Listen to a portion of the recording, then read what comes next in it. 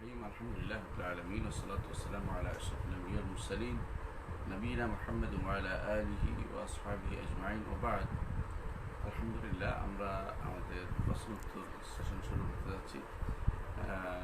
দূরেও কাছে যেখানে বসে আপনারা দেখছেন সবাইকে সাদর শুভেচ্ছা জানাচ্ছি। আলহামদুলিল্লাহ, প্রথম যে প্রশ্নটি আসছে সেটা উত্তর অবশ্যই গতকাল দিয়েছিলাম দাওয়া টিভির লাইভে। তো প্রশ্নটা এখানে আবার আসছে, দেখে অসুবিধা নাই। বর্তমানে মসজিদ খুলে দেওয়া হয়েছে, এখন কেউ মসজিদে না গেলে কি তার গুনাহ হবে?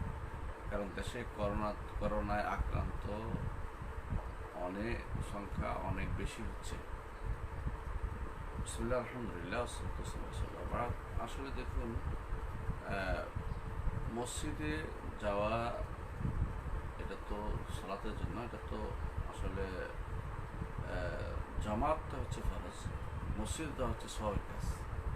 মসজিদে পড়াটাই হচ্ছে নিয়ম, প্রতিদিন আজান শোনা যায়, এটাই হচ্ছে রাসূলুল্লাহ সাল্লাল্লাহু আলাইহি ওয়াসাল্লামের নির্দেশনা। জামাত যদি না হয় মসজিদে যেতেই হবে।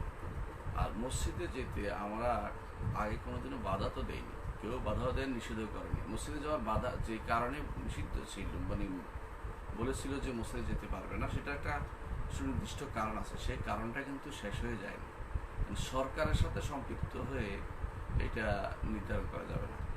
সরকার তো অনেক চাপের মুখে কোনো কিছু করে, শর্ত দিয়েছে 12 শর্ত পূরণ করে যে নামাজ হয়, ওই নামাজ তো অনেকটা দেখতে এটা সালাতের কোনো হাইয়াতের ভিতরে পড়ে না, কোনো সামান্যতম ইয়ার ভিতরে পড়ে না, এটা নিয়মের ভিতরে পড়ে না। এমন এক সালাত আদায় করা হচ্ছে এখন। একজন 3 হাত দূরে দাঁড়িয়ে ভিন্ন ভিন্নভাবে, এই জন্য এক ধরনের কি বলবো, একটা হাস্যকর জিনিস তৈরি হচ্ছে। এইভাবে সিস্টেম কোথাও কোনোদিন ছিল বলে আমরা জানা নেই। তো এই অবস্থায় আর মসজিদে যে শর্তগুলি দিয়েছে, শর্তগুলি পালন করার মতো বাংলাদেশের মসজিদে আমার মনে হয় হাতে গোনা কয়েকটা মসজিদ ছাড়া সবখানে করাও যাবে। তো আপনারা যারা মসজিদ খুলে দিয়েছে খুশি হয়েছেন, ভালো, আমরাও খুশি মসজিদ খোলা থাকুক, কিন্তু বাস্তবতা হচ্ছে ভিন্ন। এখন রোগ ব্যাধি আরও বেড়েছে, যারা অসুস্থ হচ্ছে সংখ্যা দিন দিন বেড়েই যাচ্ছে। এই সময়ে মসজিদ খুলে দিয়েছে, মার্কেট খুলে দিয়েছে, বিভিন্ন প্রতিষ্ঠান খুলে রাখতেছে। আমরা জানি না এটার পরিণাম কী হবে। তো আমি মনে করি প্রত্যেকটি মানুষ নিজেই সচেতন, মুফতি নাফসি, নিজের ব্যাপারে নিজেই ফতোয়া দিতে পারবে। নিজের বুঝতে হবে, নিজে একটু চিন্তা করতে হবে। যখন সে মনে করে, আবারও বলছি, যখন সে স্পষ্ট হবে যে এখন যাওয়া তার জন্য রিস্ক, এবং রিস্কটা বেশি, রিস্ক মানে হলো সামান্যতম সংখ্যা, এটা নয়, আসলেই সম্ভাবনা বেশি। সেটা যদি হয়ে যায় যে কোনো কেউ আক্রান্ত হতে পারে এই রোগে, তার জন্য সেখানে যাওয়া ঠিক হবে না, তার জন্য ঘরে নামাজ পড়া ঠিক হবে। এবং সেখানে গেলে তার কোনো সেখানে না গেলে তার কোনো গুনাহ হবে না। কারণ সমস্ত ফিকহ কিতাবেই এটা উল্লেখ আছে যে যদি কোনো ভয় থাকে, বাস থাকে, সমস্যা থাকে, তখন সে ঘরে করতে হবে। দেখুন, বৃষ্টিতে ভিজে যাবে বলেই আমাদের সলফে সালেহীন, বিশেষ করে সাহাবায়ে কেরাম করে বলতেন, সাহাবায়ে কেরাম সালাতের আজানের শেষেই বলে দিতেন, সল্লু ফেরে হারিকুম, ঘরে সালাতে। বৃষ্টিতে ভিজলে কী হবে? কষ্ট হবে। আর এখানে কষ্টের বিষয় না, এখানে প্রাণঘাতী বিষয় রয়েছে। এবং এই রোগটি সাধারণত আমাদের দেশে, বাংলাদেশে যুবক এবং যুবকদের চেয়ে একটু বেশি বয়স্ক, তাদেরকে বেশি আক্রমণ করেছে। তারাই যেহেতু এই প্রজন্ম সবচেয়ে বেশি দুর্বল প্রজন্ম, তারা শক্তিশালী হয়ে তৈরি হয়নি, তাদেরকে এটা বেশি কাবু করে ফেলে। এই জন্য প্রত্যেকটি ভাইয়ের উচিত নিজের ব্যাপারে সাবধান হওয়া। সরকার কি করলো বা কে কি বললো এটা বড় কথা নয়। ইস্তাফতে খালবাকা ওয়াইন আফতাকাল মফতুদ, তোমার নিজেকে প্রশ্ন করো, শত মুফতি ফতোয়া দিলেও তুমি নিজেকে যে ফতোয়া নিজে জিজ্ঞাসা করো, আসলে কি আমার যাওয়া উচিত কিনা, গেলে সেখানে ক্ষতিগ্রস্ত হওয়ার সম্ভাবনা আছে কিনা। যেই জায়গাতে ক্ষতিগ্রস্ত হওয়ার সম্ভাবনা নাই, অর্থাৎ যেখানে এইরকম রোগী নাই বলে সবাই জানতে পেরেছে এবং শিওর হয়েছে এবং তার অন্তর বলছে যে এখানে রোগী নেই, সে যেতে পারবে। কিন্তু যারাই মনে করে যে এখানে যাওয়ার ক্ষেত্রে আশঙ্কা আছে, যে ভাইরাসে আক্রান্ত হতে পারে করোনা, তার জন্য সেখানে যাইলে না গেলে কোনো গুনাহ হবে না। পরের প্রশ্ন করেছেন জুমার সালাত কি এটার সাথে? হ্যাঁ, আর কি প্রশ্ন আসতে পারে যে জুমার সালাত কি আমরা ঘরে পড়বো কিনা, আজকে তো জুমার দিন। আসলে যেই কারণে ঘরে সালাত আদায় করতে বলা হচ্ছে সেটা এখনো রয়ে গেছে। জুমার সালাতও ঘরে পড়বেন, এখনো মসজিদে যাবেন না, কারণ সেটা এখন আরো ব্যাপক আকার দাঁড়িয়েছে। আমি আশ্চর্য হয়েছি যখন মানুষ 50-60 করে রুগী হইতো, তখন মসজিদ বন্ধ। এখন 500, 600, 700, 800, 1000 রুগী বেড়ে যাচ্ছে, এখন মসজিদ খুলে দিয়েছে। এখন এতে করে কখনো কখনো সমস্যা হবে। দেখুন, বাজারে কেউ আক্রান্ত হইলে কারো দোষ কেউ দেয় না, এবং কেউ কারো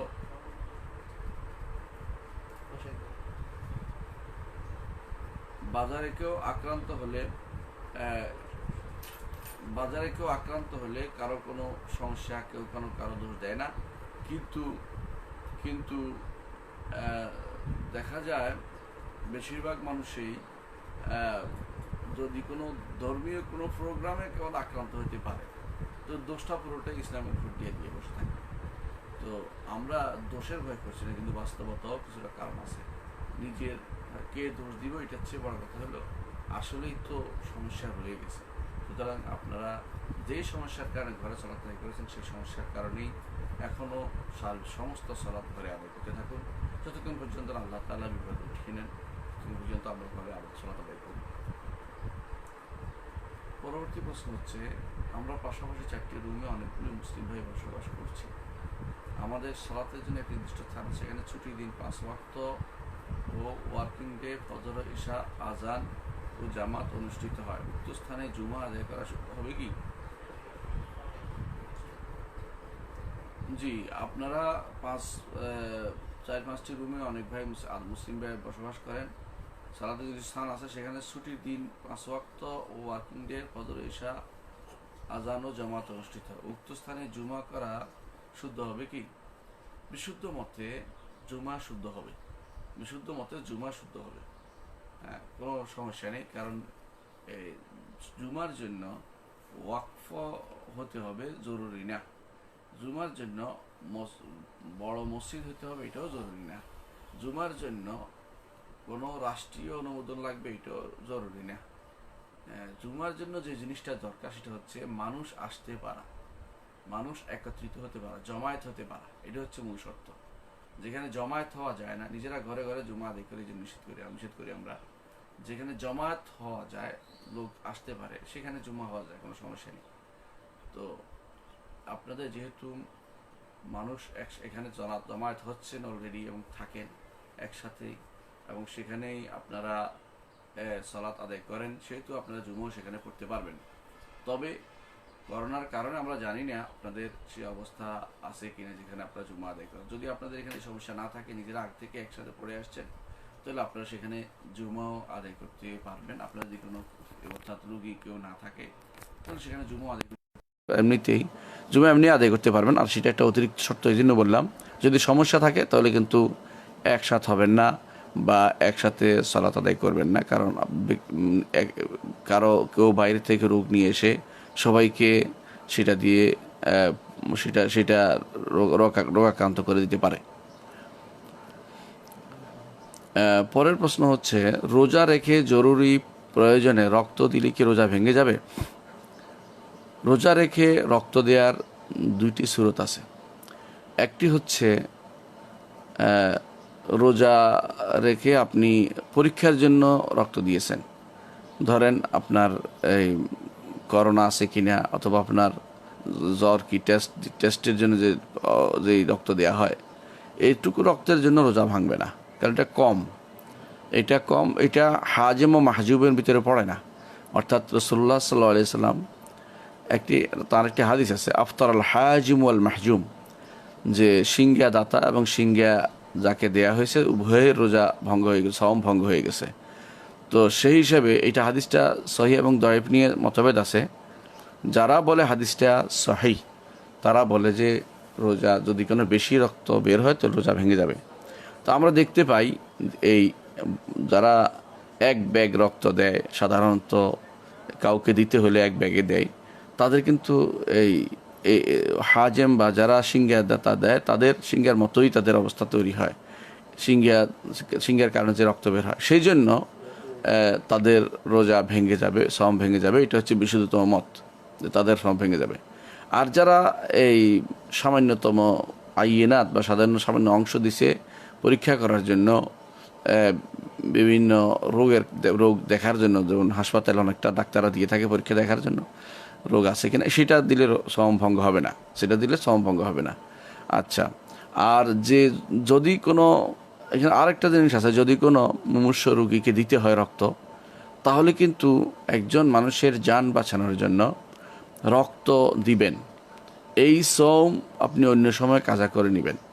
আপনার রক্ত দানের সওয়াব অনেক বেশি হবে, হ্যাঁ অনেক বেশি হবে এই সময়, কারণ আপনি একটি মানুষকে বাঁচানোর জন্য আল্লাহ তাআলার এক বান্দাকে সহযোগিতা করতেছেন। আল্লাহ যদি কোনো তাকে আপনার রক্তের কারণে বাঁচিয়ে দেয়, আলহামদুলিল্লাহ। এই জন্য আপনি যদি সন্ধ্যার পরে দিলে না হয়, অর্থাৎ ইফতারের পরে দিলে না হয়, আপনাকে সময় খুব বেশি, অবস্থা খুব খারাপ হয়, তাহলে আপনাকে সওম ভঙ্গ করে হলেও আপনাকে রক্ত দিতে হবে। পরবর্তীতে আপনি সওম কাজা করে নেবেন, পরবর্তীতে আপনি অন্য সময় সেটাকে একটি সওমে কাজা করে নেবেন যেটি আপনি ভঙ্গ করেছেন। তবে আপনি যদি কোনো সওমটা ভঙ্গ করেন, এখানে একটু মাসালা আছে, তাহলে আপনি খেতে পারবেন না, ভঙ্গ হয়ে যাবে ঠিকই, কিন্তু আপনি সেটা এই কারণে আপনি খাবেন না, কারণ তাহলে আপনি রমজানের হুরমত নষ্ট করলেন। একটি হচ্ছে আল্লাহর নির্দেশ অমান্য করা, সওম না রেখে, একটি হচ্ছে রমজানের সম্মান বিনষ্ট করা। রমজানের সম্মান বিনষ্ট করা যাবে না, রমজানের সম্মান বিনষ্ট করা যাবে না।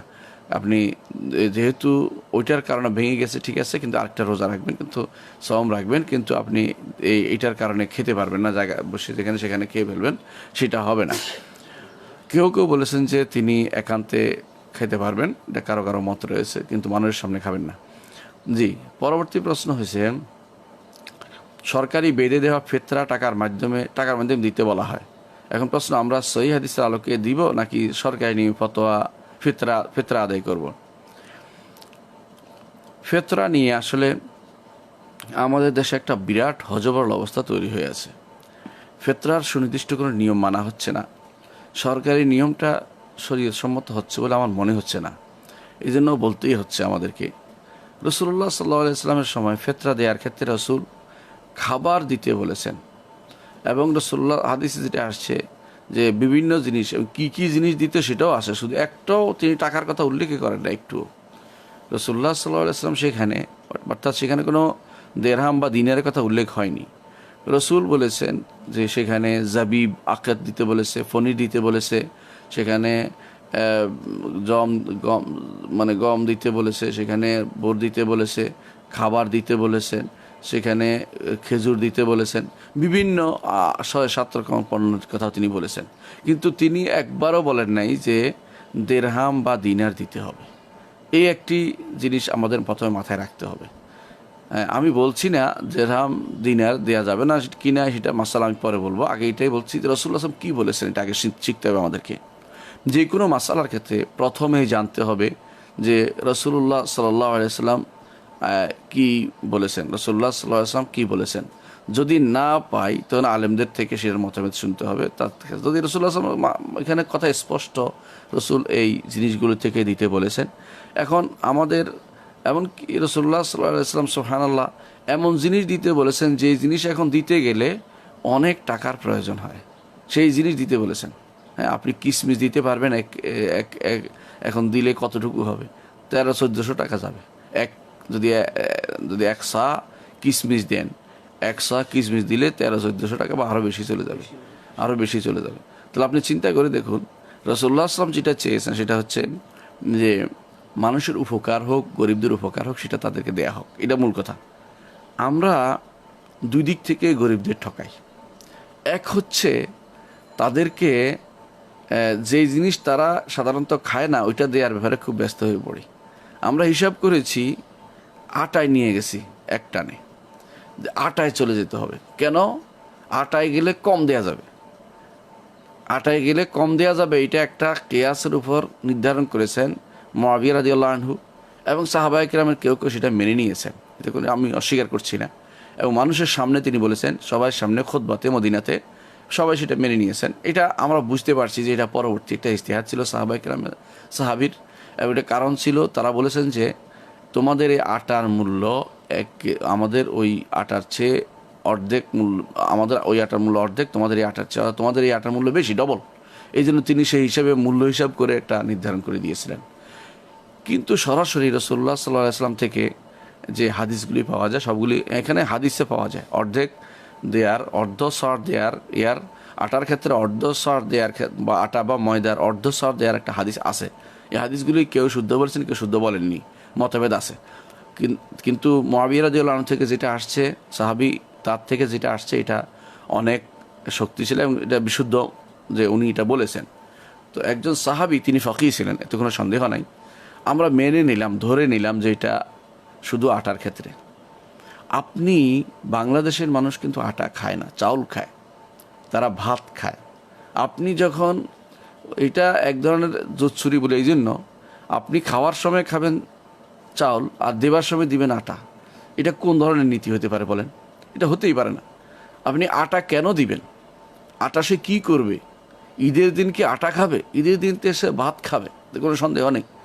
তাকে আপনি চাউল দিবেন, চাউলের চাউল যদি চাউল দেন আলহামদুলিল্লাহ, আপনি চাউল দিলেন। আর চাউল না দিলে আপনি যদি আটা দেন, তো আপনি কিন্তু তাকে ঠকাইলেন। এবং দুই কারণে, একটি হচ্ছে আপনি ইচ্ছাকৃত গরিবের ঠকানোর জন্য আপনি আটাতে চলে গেছেন, দ্বিতীয় হচ্ছে অর্ধেক দিচ্ছেন, এরপরে অর্ধ সার দিচ্ছেন। আবার অর্ধ সায়ের হিসাবটাও এক সায়ের যেই মূল্যমান তা সঠিকভাবে দেওয়া হচ্ছে না। এক সা মদিনার যে সা, রসুল তো আর ইরাকে ছিলেন না, রসুল মদিনায় ছিলেন। মদিনার সারের যতটুকু ছিল আপনি সেটা না ধরে আপনি অর্ধ সার ধরছেন এই এই ইরাকি সার ধরে বসে আছেন। কিন্তু মদিনার একটা সার আছে, সেটা হচ্ছে আরবাতে আমদাদ চায়ের মুদ, যেটা মুদ আছে এখন আলহামদুলিল্লাহ, সেটা এখন অ্যাভেইলেবল জায়গা যেখানে সেখানে পাওয়া যায়। বিশেষ করে আপনি যদি কোনো আলামিন মসজিদের সামনে যান, খুঁজে পাবেন, সেটা কিনতে পাবেন, অনেকেই বিক্রি করে। আমার কাছেও আছে আলহামদুলিল্লাহ। যেটা মদিনার রাসূল আসলাম যেটা দিয়ে দিতেন সেটা সার বলা হয়েছে। এখন আমরা একটু চিন্তা করে দেখেন, আপনি প্রতি বছর গরিবকে ঠকাচ্ছেন, প্রতি বছর ঠকাচ্ছেন। এবং এটা কোনো ইজতিহাদের কারণ না, এটা পরবর্তীতে ইজতিহাদ। কোনো ইমাম বলেন নাই আটা ব্যতীত অন্য কিছু দিয়ে যখন খাবার দিয়ে দিবে তখন অর্ধ সার দিবে, এটা কোনো ইমাম বলেন নাই। সবাই বলেছেন শুধু আটার ক্ষেত্রে স্পেশাল, ময়দার ক্ষেত্রে স্পেশাল, ময়দা দিলে স্পেশাল ময়দা যেটা অত্যন্ত সুন্দর, বেশি যেটা আমাদের দেশে ময়দা বলা হয়, সেইটা দিলে রাসূলুল্লাহ আটা বা উন্নত আটা যেটা, সবাই দুইটা, এটা দিলে আটা বা ময়দা দিলে তখন সবাই বলেছেন যে তখন শুধুমাত্র সবাই বলে না, মানে আবু হানিফা রাহমাতুল্লাহর মত হচ্ছে যে তখন শুধুমাত্র ইয়াতে আসা যাবে, অর্ধ সাতে আসা যাবে। এর বিপরীতে অন্যান্য ইমামরা কিন্তু বিশেষ করে শাফিঈ এবং হানাবেলারা তারা কখনো জায়েজ মনে করেনি। তারা সবসময় বলতো যে না, আমরা যেটা আবু সাঈদ খুদরি রাদিয়াল্লাহু আনহু যেটা বলেছেন যে আমি দিতেই থাকবো একসা, কারণ আমি রসুলের যুগে একসা দিয়েছি, আমি কে কী বললো শুনবো না। অর্থাৎ তিনি তাহলে সাহাবাত বিরোধিতা হয়েছে।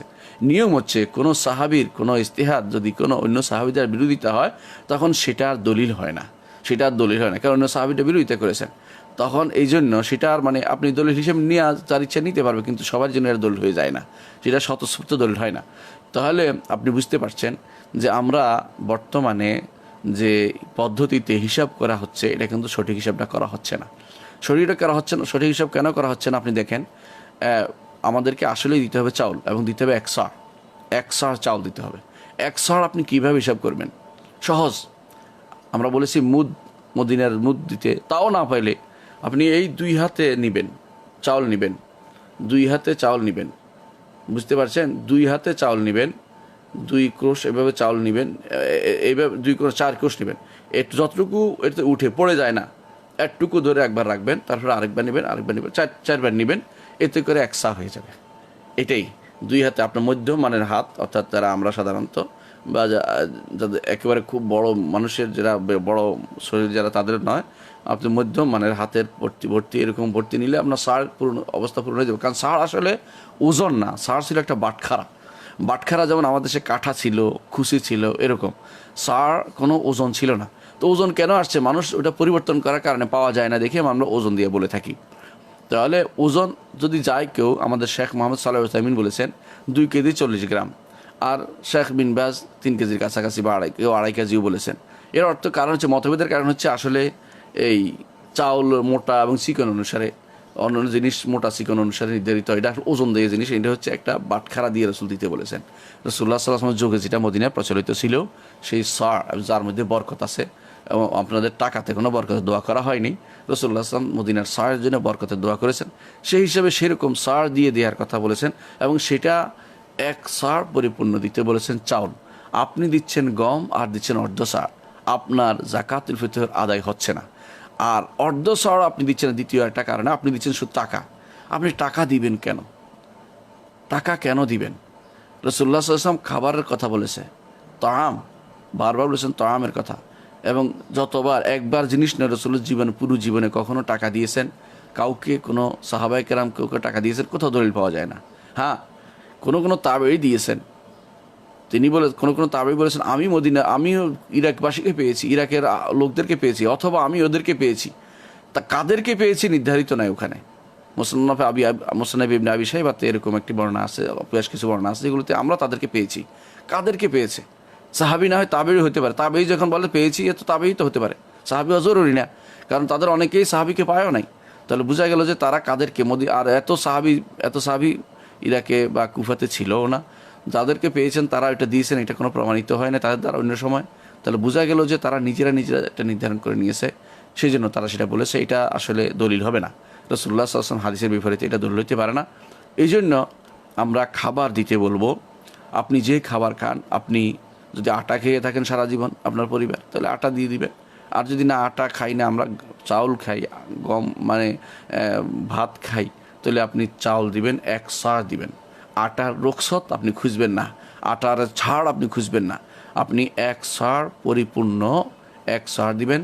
সেটা আপনি বর্তমানে 2 কেজি 40 গ্রাম, সর্বনিম্ন ঊর্ধ্বে 3 কেজি পর্যন্ত যেটাই দিতে পারেন, 1 সার আপনাকে দিতে হবে। এর কমে দিলে আপনার জাকাতুল ফিতর আদায় হবে না, বরং আপনাকে এটাই দিতে হবে। এটা হচ্ছে সুন্নাহ মোতাবেক।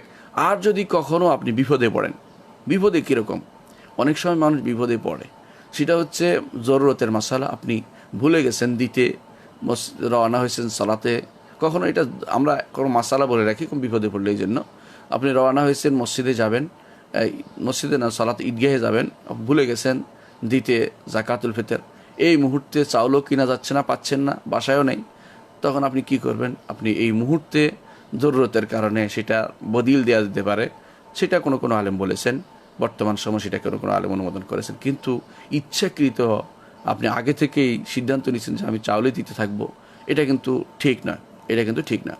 হ্যাঁ, রাসূলুল্লাহ সাল্লাল্লাহু আলাইহি ওয়াসাল্লাম তাদের এই দিনে আপনাকে ইগনুহুম ফি হাযাল ইয়াউম, এই দিনে তাদেরকে ধনী করে দাও, এটার উপর ভিত্তি করে আপনি কিন্তু শুধু টাকা দেওয়ার কথাটা বলতে পারেন না। এই জন্য, কারণ আপনি তাদেরকে শুধু টাকা দিয়ে ধনী করে দিবেন এটা নয়, রসুলের যুগেও তো মানুষ ধনী করে দিত শুধু চাউল দিয়ে, তাদেরকে তো রাসূলুল্লাহ সাল্লাল্লাহু আলাইহি ওয়াসাল্লাম টাকা দিতে বলেন নাই।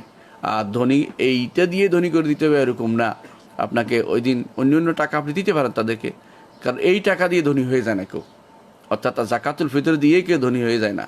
আপনি যে মনে করছেন তা কাউকে একটা জাকাতুল ফিতর দিয়ে ধনী হয়ে যাবে, এটা কিন্তু হাস্যকর হবে, কেউ এটা বলে না। সুতরাং আপনি বুঝতে পারছেন যে রাসূলুল্লাহ সাল্লাল্লাহু আলাইহি ওয়াসাল্লামের উদ্দেশ্য শুধু জাকাতুল ফিতর নয়, তাদেরকে বেশি করে দান করার কথা বলা হচ্ছে।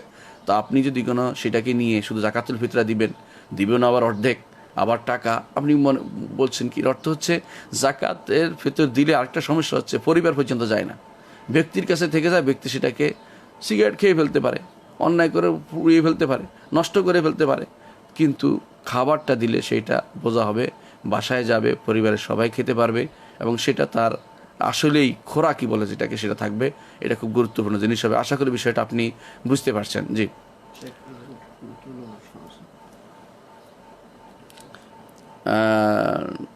একজন প্রশ্ন করেছেন, বিদ্যানন্দের মতো একটি প্রতিষ্ঠানে জাকাতের টাকা দেওয়া কতটুকু বৈধ? বিদ্যানন্দ বিদ্যানন্দ প্রতিষ্ঠানটি বাংলাদেশে গরিবদেরকে খাওয়াচ্ছে 1 টাকার বিনিময়ে, এমনি খাওয়াচ্ছে না। তো জাকাতের টাকার কোনো জিনিস খাওয়াইতে হলে কোনো বিনিময় দেওয়া যায় না, আপনি বুঝতে পারছেন।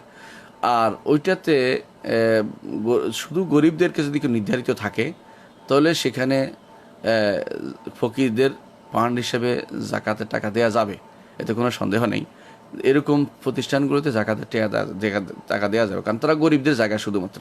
কিন্তু গরিব না হয়ে তারা যেহেতু জাকাত, গরিব এবং মুসলিম না, তারা কাফেরদেরকেও দেয়। আর জাকাতের টাকা কিন্তু কাফেরদের দেওয়া যায় না। এইখানে এসেই আমাদেরকে জাকাতের টাকাটা দেওয়াতে নিষেধ করতেছি বিদ্যানন্দের ওখানে। কাফেরদেরকে কি দিতে হবে? সাধারণ দান দেওয়া যাবে। রাসূলুল্লাহ সাল্লাল্লাহু আলাইহি ওয়াসাল্লাম বলেছেন, তাসাদ্দাকু আলা আহলি আদিয়ান, যারা দিন মানে নাস্তিক নয় তাদেরকে তোমরা সদকা করতে পারো। তো বিদ্যানন্দের জায়গাতে, ওই বিদ্যানন্দ প্রতিষ্ঠানে যেহেতু সেটা সবার জন্য সার্বজনীন নামে ঘোষণা করা হয়েছে এবং সবাই জন্য দেয়া হয়, সেইভাবে দেয়া হচ্ছে, এটা দোষের কিছু নয়, দিতে পারে। সেখানে আপনি জাকাত দিতে পারবেন না, সেখানে দিতে হবে সদাকা, সাধারণ দান, যদি সেটা মুসলিম ও মুসলিম সবার জন্য উন্মুক্ত হয়। কারণ সেখানে এই মুসলিমদের মধ্যে বন্টিত হবে, এটা হচ্ছে শরীয়তের বিধান। রাসূলুল্লাহ সাল্লাল্লাহু আলাইহি ওয়াসাল্লাম বলেছেন, তুখাযু মিন আগনিয়াইহিম ওয়া তুরাদ্দু আলা ফুকারাইহিম, জাকাত গ্রহণ করা হবে মুসলিম ধনীদের থেকে আর জাকাত প্রদান করা হবে মুসলিম গরিবদের কাছে প্রদান করা হবে। তার অর্থ হচ্ছে মুসলিমদের মধ্যে সীমাবদ্ধ। তো বিদ্যানন্দের বিষয়টা এই সমস্যার কারণে, যেহেতু এটা উন্মুক্ত জিনিস রয়ে গেছে, সেহেতু উন্মুক্ত জিনিসেই পাবে, অর্থাৎ সে সেখানে সদাকা পাবে, দান পাবে, হেবা পাবে, কারো এগুলি পাবে, কিন্তু সেখানে জাকাতের জিনিসটা তারা পাবে না। এই জন্য, কারণ তারা তো সেটা মুসলিমদের মধ্যে সীমাবদ্ধ রাখেনি। সেই জন্য যেখানে এই মাসলা সবার জন্য, শুধু বিদ্যানন্দ নয়, এই জাতীয় যে সমস্ত প্রতিষ্ঠান যে তারা নিজেরা মুসলিমদের জন্য নির্ধারণ করে তারা করে নাই, মুসলিমদের জন্য নির্ধারণ করে রাখে নাই, সেখানে জাকাতের টাকা দেওয়া যাবে না। জাকাত গরিবদের হক, ঠিক আছে, তারা গরিবদেরকেই দেয়, কিন্তু তারা মুসলিম হতে হবে, এটা হচ্ছে মূল শর্ত। আশা করি বিষয়টি বুঝতে পেরেছেন। প্রশ্ন করেছেন আরেকজন যে আমি প্রস্রাব করার পর আমার প্রস্রাবের ফোঁটা পড়ে, নামাজ পড়া অবস্থায়ও পড়ে, আর যেই প্যান্টে ফোঁটা পড়ে প্রস্রাবের, ওই প্যান্টটা দিয়ে কি আবার সালাত আদায় করতে পারবো? এরকম একটি প্রশ্ন উত্তর গতকাল আমরা দাওয়া টিভিতে দিয়েছিলাম। তো এখানে বলতে রাখি যে প্রথমত আপনি ডাক্তার দেখানো দরকার। দ্বিতীয়ত, যেহেতু ডাক্তার হয়তো ভালো না হওয়া পর্যন্ত আপনাকে কীভাবে চলতে শরীয়তের কিন্তু সমাধান দিয়েছে আলহামদুলিল্লাহ। যাদের এরকম অনবরত পেশাব পড়ে বা অনবরত বায়ু বের হয়, তারা কি করবে? শরীয়তের বিধান হচ্ছে যে ইজা দকাল আমরু ইত্তেসা, যখন কোনো ব্যাপারে বেশি সংকীর্ণ হয়ে যায়, শরীয়ত সেখানে ছাড় দেয়। আপনি চিন্তা করে দেখছেন, যখন সফর অবস্থায় কষ্ট হয় তখন সেখানে শরীয়ত আর একটু ছাড় দিয়েছে। যখন যখন যুদ্ধের ময়দানে সালাত আদায়ে কষ্টকর, সেখানে শরীয়ত আর একটু ছাড় দিয়েছে, আরও এক রাকাত করে দিয়েছে। যখন মানুষ বেহোশ হয়ে যায়, পুরো ছাড় দিয়েছে, তার আর পড়াই লাগবে না। তাহলে বোঝা গেল যত বেশি সংকীর্ণ হবে শরীয়ত সেখানে ছাড়টা তত বেশি দেয়। এটা শরীয়তের সাধারণ নিয়ম আলহামদুলিল্লাহ। কারণ লা ইউকাল্লিফুল্লাহু নাফসান ইল্লা উসআহা, আল্লাহ কাউকে তার সাধ্যের বাইরে কষ্ট দেন না। আল্লাহ তাআলা বলেছেন, মা জাআলা আলাইকুম ফিদ-দীনি মিন হারাজ, দ্বীনের মধ্যে আল্লাহ সংকীর্ণ কোনো কিছু রাখেন নাই। সেই জন্য এই ব্যক্তির জন্য বা এই জাতীয় লোকদের জন্য যারা এরকম অনবরত পেশাব পড়তে থাকে, বলা হয় মাসআলাত তাসালসুলুল বাউল, অর্থাৎ পেশাব পড়তে থাকে অনবরত অথবা বায়ু বের হয়ে থাকে অনবরত, তাদের জন্য প্রতি সলাতে একবার ওযু করবেন এবং প্রতি সলাতের জন্য একবার কাপড় বদলাবেন। এর মাঝখানে যদি তিনি বিভিন্ন হাফাজাত পড়ে থাকতে পারেন সেটা বেশি ভালো। হাফাজাত মানে হলো যেটাকে বলা হয় বাম্পার জাতীয়, ডাইভার্স জাতীয়, এগুলি পড়ে থাকবেন। হ্যাঁ, এগুলো পড়লে আর কাপড় নষ্ট হবে না। এগুলি সাধারণত বড়দেরও পাওয়া যায় এখন, সেগুলো আপনি বিভিন্ন ফার্মেসিতে গেলে সেগুলো থেকে আপনি সেটা সংগ্রহ করতে পারবেন। সেগুলো কিনে আপনি পড়তে পারবেন, যাতে করে আপনার কাপড়টা নষ্ট না হয়। সেখানে দুইটা জিনিস নষ্ট হওয়ার চেয়ে একটা জিনিস নষ্ট হলো, অর্থাৎ আপনার শরীর থেকে বের হয়ে গেল আর সমস্যা, আর হলো কাপড় সমস্যা। তো একটা জিনিস নষ্ট হইলে আপনার এটা সুবিধা। আপনি তারপরেও যদি এটা না পান, আপনি যে অবস্থা আছেন এই অবস্থা সালাত আদায় করতে হবে, কিন্তু পরবর্তী সালাতের জন্য কাপড়টা বদলাতে হবে, অজুটাও আবার করতে হবে। এক সালাত আপনি এটা দিয়ে আদায় করলে দ্বিতীয় সালাত এই অজু এবং এই কাপড় দিয়ে পড়তে পারবেন না, কারণ কাপড়ে তো পেশাব পড়ে গেছে। আশা করি বিষয়টি আপনি বুঝতে পারছেন। জি, পরবর্তী প্রশ্ন হচ্ছে, রমজান মাসে একটা নফল ইবাদত ফরজের সমান, এই হাদিসটা কি জয়ীফ? জি, রমজান মাসে একটি নফল ইবাদত ফরজের সমান, এই হাদিসটি দয়েফ। এমন কোনো আসলে রমজান মাসের এবাদতের যে ফজিলত তা আল্লাহ অনির্ধারিত রেখেছেন, বরং আল্লাহ বলেছেন যে তিনি এই মাসের সওমের ফজিলত তিনি নিজেই দেবেন, এটা হাদিসে আসছে। তো অন্যান্য জিনিসের ফজিলতের ব্যাপারে সুনির্দিষ্ট কোনো সংখ্যাও এখানে নির্ধারণ করা হয়নি। একটি নফল আবাদত ফরজের সমান, এটা কিন্তু ফরজ আবাদতের সমান, এটা কিন্তু আসলে হাদিসে আসেনি। কারণ আপনি নির্ধারণ করেন কোনটা নির্ধারণ করবেন, কোনটা নির্ধারণ করবেন। রমজান মাসে আপনি যদি কোনো নফল সালাত 2 রাকাত পড়েন, তাহলে আপনি ফরজ সালাত কোন সালাতে সেটা কি জোহরের সালাত না আসরের সালাত, কোনটা নির্ধারণ করবেন? আসলে শরীয়ত এমন জিনিস নিয়ে আসে না যা মানুষ বুঝার বাইরে, মানুষের ইয়ার বাইরে, ধারণ করার বাইরে এমন জিনিস নিয়ে আসেনি। আসলে হাদিসটা দঈফ, মূল কথা এটাই। তবে এতে কোনো সন্দেহ নেই রমজানে যে কোনো আবাদত বহুগুণ সওয়াব বর্ধিত হবে, তবে এই গুণটা নির্ধারিত নয়, অনির্ধারিত। হাদিসে যেটা আসছে যে বনি আদমের আমল সেটা 10 থেকে 700 গুণ পর্যন্ত বর্ধিত হয়। আল্লাহ তাআলা কোরআনে উল্লেখ করেছেন সাবমিয়াত দাফিন, কোরআন যেভাবে আসছে হাদিসেও আসছে। তো সেগুলো সেই এইভাবে বর্ধিত হয়ে থাকবে এবং রমজানেরগুলি আরও বেশি বর্ধিত হবে, এটা হলো মূল কথা। আশা করি বিষয়টি স্পষ্ট হয়েছে। আমার মনে একটা প্রশ্ন আছে, উত্তর খুঁজতেছি। ছোট থেকে শুনেছি শয়তান আল্লাহকে বলেছে সে মানুষকে পথভ্রষ্ট করে জাহান্নামে নিয়ে যাবে। পৃথিবীতে বেশিরভাগ মানুষ শিরকে কুফরিতে লিপ্ত, এমনকি মুসলিমরাও। কোরআনে আল্লাহ বলেছেন বেশিরভাগ মানুষ আল্লাহকে বিশ্বাস করার সাথে শিরকও করে। বেশিরভাগ মানুষ তো জাহান্নামে, তাহলে কি শয়তান সফল? দেখুন, আল্লাহ তাআলা শয়তানকে তখনই বলে দিয়েছেন যে ইল্লা ইবাদাক, শয়তান নিজেই বলেছেন ইল্লা ইবাদাকা মিনহুমুল মুখলাসিন, যে আপনার এখলাস মুখলেস বান্দাদেরকে আমি পথভ্রষ্ট করতে পারবো না। এবং আল্লাহ তাআলা তখন বলে দিয়েছেন যে তোমার যারা অনুসারী হবে তাদের দিয়ে জাহান্নাম পূর্ণ করব। এখন শয়তান সফল, সে ফুল সফল তো হতে পারে নাই। আল্লাহ তাআলা তখনই বলে দিয়েছেন আমার নেক বান্দাদের উপর তোমার কোনো কর্তৃত্ব খাটবে না, বলে দিয়েছেন আল্লাহ তাআলা ইন্না ইবাদি লাইসা লাকা আলাইহিম সুলতানুন ইল্লা মান ইত্তাবাআকা মিনাল গাওয়িন। আমার আসল বান্দা যারা, তাদের উপর তোমার কোনো ক্ষমতা চলবে না, তবে তোমার অনুসারী যারা পথভ্রষ্ট তাদের উপর তোমার ক্ষমতা চলবে। তো এই জন্য দুনিয়ার বুকে অনেক শয়তান বেশিরভাগ মানুষকে পথভ্রষ্ট করেছে। জাহান্নাম পূর্ণ করা দরকার। লা আমলাআন্না জাহান্নাম মিনাল জিন্নাতি ওয়ান নাস আজমাইন। আল্লাহর হিকমতে তাকাদা, চাহিদা হচ্ছে এটা, জাহান্নাম পূর্ণ হবে। আর আল্লাহর হিকমতের চাহিদা হচ্ছে আল্লাহর নেক বান্দারা কমই হবে। আল্লাহ বলেছেন কালিলু মিন ইবাদিয়াশ শাকুর, আমার শুকর গুজার বান্দারা খুব কমই হবে, অর্থাৎ নেককার বান্দারা কম হবে। এখন শয়তান সফল অসফলের বিষয় নয়, শয়তান এটা করবেই, তাকে এটার জন্য ছাড় দেয়া হয়েছে, সে এটা করছে। এইভাবে শয়তানকে সফল বলা বা কেউ অন্যায় করে সেটাকে তাকে সফল বলা, ফল তো ভালো কাজেরটাকে সফল বলা হয়। একজন মানুষ যত অন্যায় করে সেটাকে সফলতা কি আছে, এটা তো অন্যায়কারী হিসেবে বিবৃত হবে। তো শয়তান যেটা সে করেছে, সে অন্যায়কারী, তার অন্যায়ের মধ্যে সে সফলতা লাভ করতে পারে। কিন্তু আপনার দায়িত্ব, আল্লাহ তাআলা বলে দিয়েছেন যে ইন্না হাযা আদুউল লাকা, এ তোমার শত্রু। এবং আল্লাহ তাআলা কোরআনে কারীম বারবার বলেছেন ইয়া বানি আদম, হে বনি আদম, যে ইন্না শায়তান লাকুম আদুউন ফাত্তাখিযু আদুওয়া, শয়তান তোমাদের জন্য শত্রু, তোমাকে শত্রু হিসাবে গ্রহণ করো। এখন দেখেন, কখনো কখনো পুরো জাতির মধ্যে মাত্র কয়েকজন ছাড়া সবার উপরে শয়তানের প্রভাব ছিল।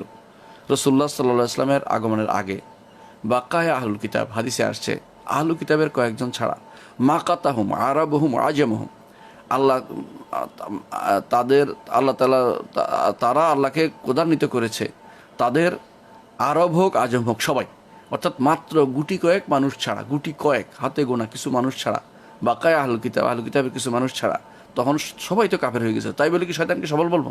অর্থাৎ শয়তান সফল, এতে ভিন্ন জিনিস। কিন্তু সেই সফলতা আপনি সহযোগিতা করবেন না, তার সফলতা হচ্ছে সে নিজেই বিফল। যত রকম সফলতা দেখাক না কেন, সে তো পথভ্রষ্ট। তো পথভ্রষ্টতা, এটাকে সফলতা বলা যাবে না। সে পথভ্রষ্ট আর মানুষকে পথভ্রষ্ট করে যাচ্ছে। আপনি যদি মনে করেন যে সে যেহেতু সফল হয়েছে আমি তার দলে থাকি, বেশিরভাগ মানুষের দলে, তো আপনিও পথভ্রষ্টতার দলে যোগ দিলেন। এটা পৃথিবীতে রাজনৈতিক কর্মকাণ্ডের ক্ষেত্রে মানুষ পরিচালনা করে থাকে, পথভ্রষ্ট রাজনৈতিক নীতির মধ্যে আছে যে বেশিরভাগ মানুষের কথা গ্রহণযোগ্য, এটা আল্লাহর দরবারে এটা গ্রহণযোগ্য না। আল্লাহর দরবারে হক যেটা আছে সেটাই সফলতা। আল্লাহ তাআলা কোরআনে কারীম বারবার বলেছেন, ফামান যুহজিয়া আনিন নারি ওয়া উদখিলাল জান্নাতা ফাকাদ ফাজ। সফল হচ্ছে ওই ব্যক্তি যে ব্যক্তি জাহান্নাম থেকে মুক্ত হতে পেরেছে এবং জান্নাতে পা রাখতে পেরেছে, সেই ব্যক্তি সফল। সুতরাং সফলতা এটার নাম। হ্যাঁ, বারবার আল্লাহ কোরআনে বলেছেন ওয়াল ফাউজুল আযীম, ফাউজে আজিম কারা, সফলতা সফল কারা, কোরআনে উল্লেখ করেছে। আপনি শয়তানকে সেই হিসেবে সফল বলতে পারেন না। হ্যাঁ, সে তার কর্মকাণ্ডে সে নিজেকে মানে চাঙ্গা হয়েছে, দেখাইতে পারছে, আমরাও তার অনুসরণ করে তাকে সহযোগিতা করে যাচ্ছি। হাসরের দিন বলবেন রব্বানা ইসতামতা'a বা'দুনা বিবা'দ, আল্লাহ আমরা একে অপরকে সহযোগিতা করেছি, এটাই বলতে হবে আমাদের। নাউজুবিল্লাহ, শয়তানও সেটা বলবে। তাহলে আমাদেরকে এখন এইভাবে অমুক সফল, সেটাকে দিয়ে মন খুশি হওয়া বা সেটাকে নিয়ে মন খারাপ করার কিছু নেই। আমরা চিন্তা ভাবনা করতে হবে আল্লাহ তাআলার কাছে কে সফল, সেই হিসাবে সফলতার কথাটা আসতে হবে। হ্যাঁ, শয়তান বেশিরভাগ মানুষকেই লিপ্ত করেছে। আল্লাহ কোরআনও কোরআন কারীম বলেছেন, জিনদেরকে আল্লাহ তাআলা বলবেন ইয়া মাশাল জিন্নে কাদ ইস্তাকসারতুম মিনাল ইনসি, হে হে জিন সম্প্রদায়, তোমরা তো মানবদের অনেককেই মানবদেরকে পথভ্রষ্ট করে ছেড়েছ। তো বেশিরভাগ পথভ্রষ্ট করে ছেড়েছে, কারণ এটা শয়তানকে স্বাধীনতা দেওয়া হয়েছে, আমাদেরকে গ্রহণ করার স্বাধীনতা দিয়েছে ভালো মন্দ, আমরা মন্দ গ্রহণ করে যাচ্ছি। এই জন্য তাকে সফল বলা, এইভাবে বলা আসলে উচিত নয়। বলতে হবে যে আমরা বেশিরভাগ শয়তানের ইয়াতে পড়ে যাচ্ছি, শয়তানের ধোকায় পড়ে যাচ্ছি। তবে আল্লাহর নেক বান্দা যারা আছে, আল্লাহ আগেও বলে দিয়েছেন যে তাদের উপর তোমার কোনো প্রভাব চলবে না, শয়তানকে আগে বলে দিয়েছেন। সেই হিসেবে আমাদের বুঝতে হবে। আশা করি বিষয়টি আপনার বুঝে এসেছে। পরবর্তী প্রশ্ন হচ্ছে, সম্মানিত শেখ, জিকির বা দোয়ার সময় জিহ্বা নড়তেই হবে এমন কোন হুকুম আছে? মনে মনে জিকির বা দোয়া পড়লে সওয়াব পাওয়া যাবে না? দেখুন, জিকিরের দুইটি নিয়ম আছে। একটা হচ্ছে জিকরে কালবি, অন্তরে আল্লাহর কথা স্মরণ হবে। রাজুলুন জাকার আল্লাহ খালিয়ান ফাফাদাত আইনাহু, আল্লাহর কথা মনে স্মরণ হয়েছে, আখিরাতের কথা স্মরণ হয়েছে, এবং হাসরের মাঠের কথা স্মরণ হচ্ছে, কবর থেকে কিভাবে উঠবে, হাসরের মাঠে কিভাবে দাঁড়াবে প্রত্যেকটি মানুষ, এ কথা স্মরণ হওয়ার পরে চোখের পানি বের হয়ে গেছে, এর তো সব রয়েছে, এটাতে সব আছে। কি হবে সেটাতে? হাদিসে আছে যে সে আরশের নিচে ছায়া পাবে, বিরাট জিনিস, কিন্তু উপকারী যারা এরকম হয়। তাহলে এরকম মানুষকে উপকারিতা আছে, এটা কোনো সন্দেহ নেই। এই জিকিরকে বলে জিকিরে কালবি, অন্তরের জিকির, অন্তরের স্মরণ। এটা খারাপ নয়, এটা থাকতে হবে, এটা থাকা উচিত, এর মধ্যে উপকারিতা আছে। কিন্তু জিক্রে লিসানি যেটা, যেমন সালাত পড়া, যেমন সুবহানাল্লাহ তাসবিহ পাঠ করা, অথবা যেমন আজান দেয়া, একামত দেয়া, এই যে কোরআন তিলাওয়াত করা, এগুলি কিন্তু তাকাই থাকলে হবে না।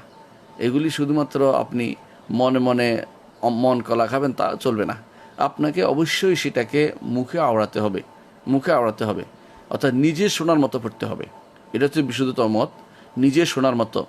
আপনি যদি কোনো নিজে না শোনেন, অর্থাৎ পড়ছেন শুধু ঠোঁট নাড়ছেন, তাও হবে না। আপনি আসলে জিহ্বা সহ নাড়তে হবে, ঠোঁট নাড়া নয়।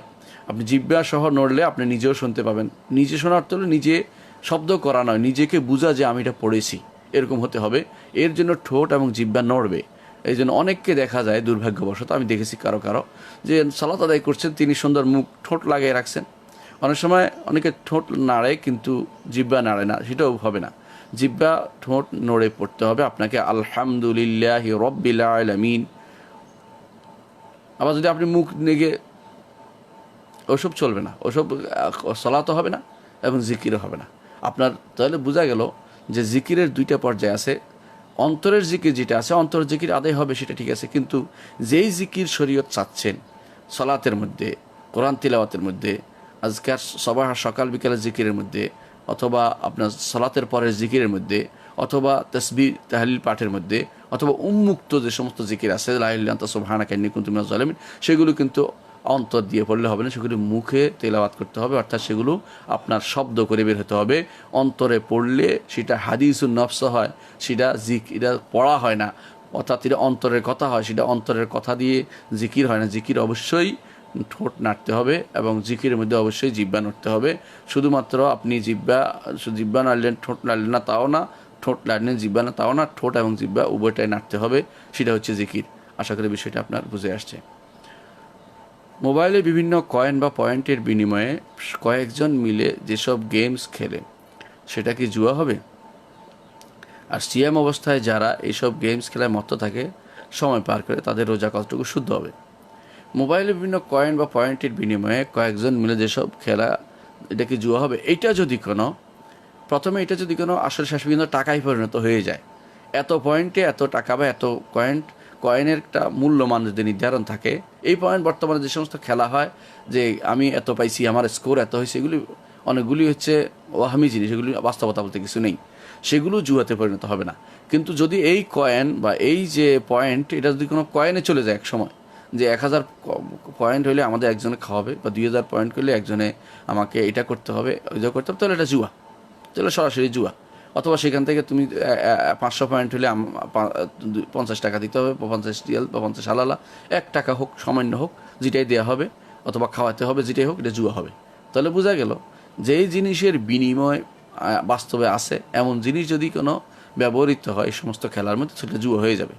আর যেটা বাস্তবে বিনিময় নাই, এমনি শুধুমাত্র খুশি হচ্ছে যে আমি 1000 পর্যন্ত স্কোর উঠেই ফেলছি, এবং প্রত্যেকে আমি 2000, এগুলো আমি 3000, খেলতে খেলতে ওই একটা নম্বর পার করলে, এক জায়গা পার করলে আরেকটা নম্বর উঠে, বা গাড়ি দৌড়াইতে পারলে কদ্দূরে উঠে, যেটা অনেকে বাচ্চারা খেলে, সেগুলির মধ্যে সেটা জুয়া হবে না, সেগুলো জুয়া হবে না। কিন্তু সেগুলো করা যাবে কিনা, এটা হলো মাসালা। সেগুলো আসলে ক্ষতিকর, সেগুলো দ্বারা দিনেরও উপকার নাই, দুনিয়ারও উপকার নাই, বরং স্বাস্থ্যের জন্য ক্ষতিকর, আপনার মোবাইলের জন্য ক্ষতিকর, আপনার চোখের জন্য ক্ষতিকর, ব্রেনের জন্য ক্ষতিকর, সর্বদিক থেকে আপনি ক্ষতিকর অবস্থায় আছেন। এই জন্য এই খেলাগুলো যারা বানিয়েছে, মুসলিমদেরকে সময় নষ্ট করার মতো একটা জিনিস দিয়েছে। সময় আসলে কাজে লাগাতে হবে, সময় পার করা যাবে না। সময় আপনি সুবহানাল্লাহ আলহামদুলিল্লাহ বুদ্ধি পার করেন, সময় আপনি ভালো কিছু করেন, দুনিয়ার কোন নির্মাণের কাজ করেন, ইস্তেমার করেন, দুনিয়াকে আবাদ করেন, এবং আপনি বিভিন্ন কাজে ব্যস্ত থাকেন। কিছু না হোক, একেবারে কিছু নাই হাতের মধ্যে, কোনো একটা জিনিস অসুন্দর হয়েছে, এটা পরিষ্কার করুন, পরিচ্ছন্ন করুন, এটাও করতে পারেন। ঘরে কাউকে সাহায্য করেন, এটাও করতে পারেন। বন্ধু বান্ধবের কাজ করে দিতে পারেন। আপনার ঘরে কিছুই নেই, এমন কিছু না। রাসূলুল্লাহ সাল্লাল্লাহু আলাইহি ওয়াসাল্লাম বলেছেন যে যদি তুমি তোমার বন্ধুকে বাহনে উঠে নাও, সেটাও সদাকা। যদি তুমি কিছু কারোর জন্য কেউ কাজ করতে পারো, তার কাজটা করেছো, এটাও সদাকা। এবং যদি কারো ভালো কিছু করে দিতে পারে, সেটাও সদাকা। উত্তম হাসি দিতে পারে, এটাও সদাকা। এমনকি যদি কেউ কারো কিছু পারো না, কারো থেকে নিজেকে আর বিরত রাখছো, অর্থাৎ কারো উপর আক্রমণ করতে পারো নাই, কারো উপর আক্রমণ করো নাই, কারো উপরে তোমার আঘাত হয়নি, এই যে বিরত রাখছো নিজেকে, যে আমি নিজেকে বিরত রাখি নিয়ত করে, সেটাও তোমার জন্য সাদাকা হবে। তো একটা মানুষ কিন্তু এটা তো করতে পারে অন্তত। তা আপনি হাতে এখন যা করছেন, এটা কিন্তু আপনার কোনোভাবেই গ্রহণযোগ্য না। এই জন্য এই খেলাগুলি আসলে জায়েজ নেই, আসলে জায়েজ নেই। এই খেলাগুলো, এই গেম খেলা বা এই জাতীয় গাড়ি খেলা, দৌড়ানো, এবং এটা নিয়ে হইসই করা, বিভিন্ন জায়গাতে খুলে রাখছে, এগুলো আসলে জায়েজ নেই। মুসলিম এগুলির মধ্যে সময় নষ্ট করে না। মুসলিমের প্রতিটি সময়ের মূল্য আছে। মুসলিম ইল্লাল্লাযীনা আমানু ইন্নাল ইনসানা লাফি খুসর, মুসলিম মনে করে প্রত্যেকটি মানুষ ক্ষতিগ্রস্ততা আছে যদি না ঈমান, আমল সালেহ, দাওয়াত এবং সবরের মধ্যে সময় না কাটায়।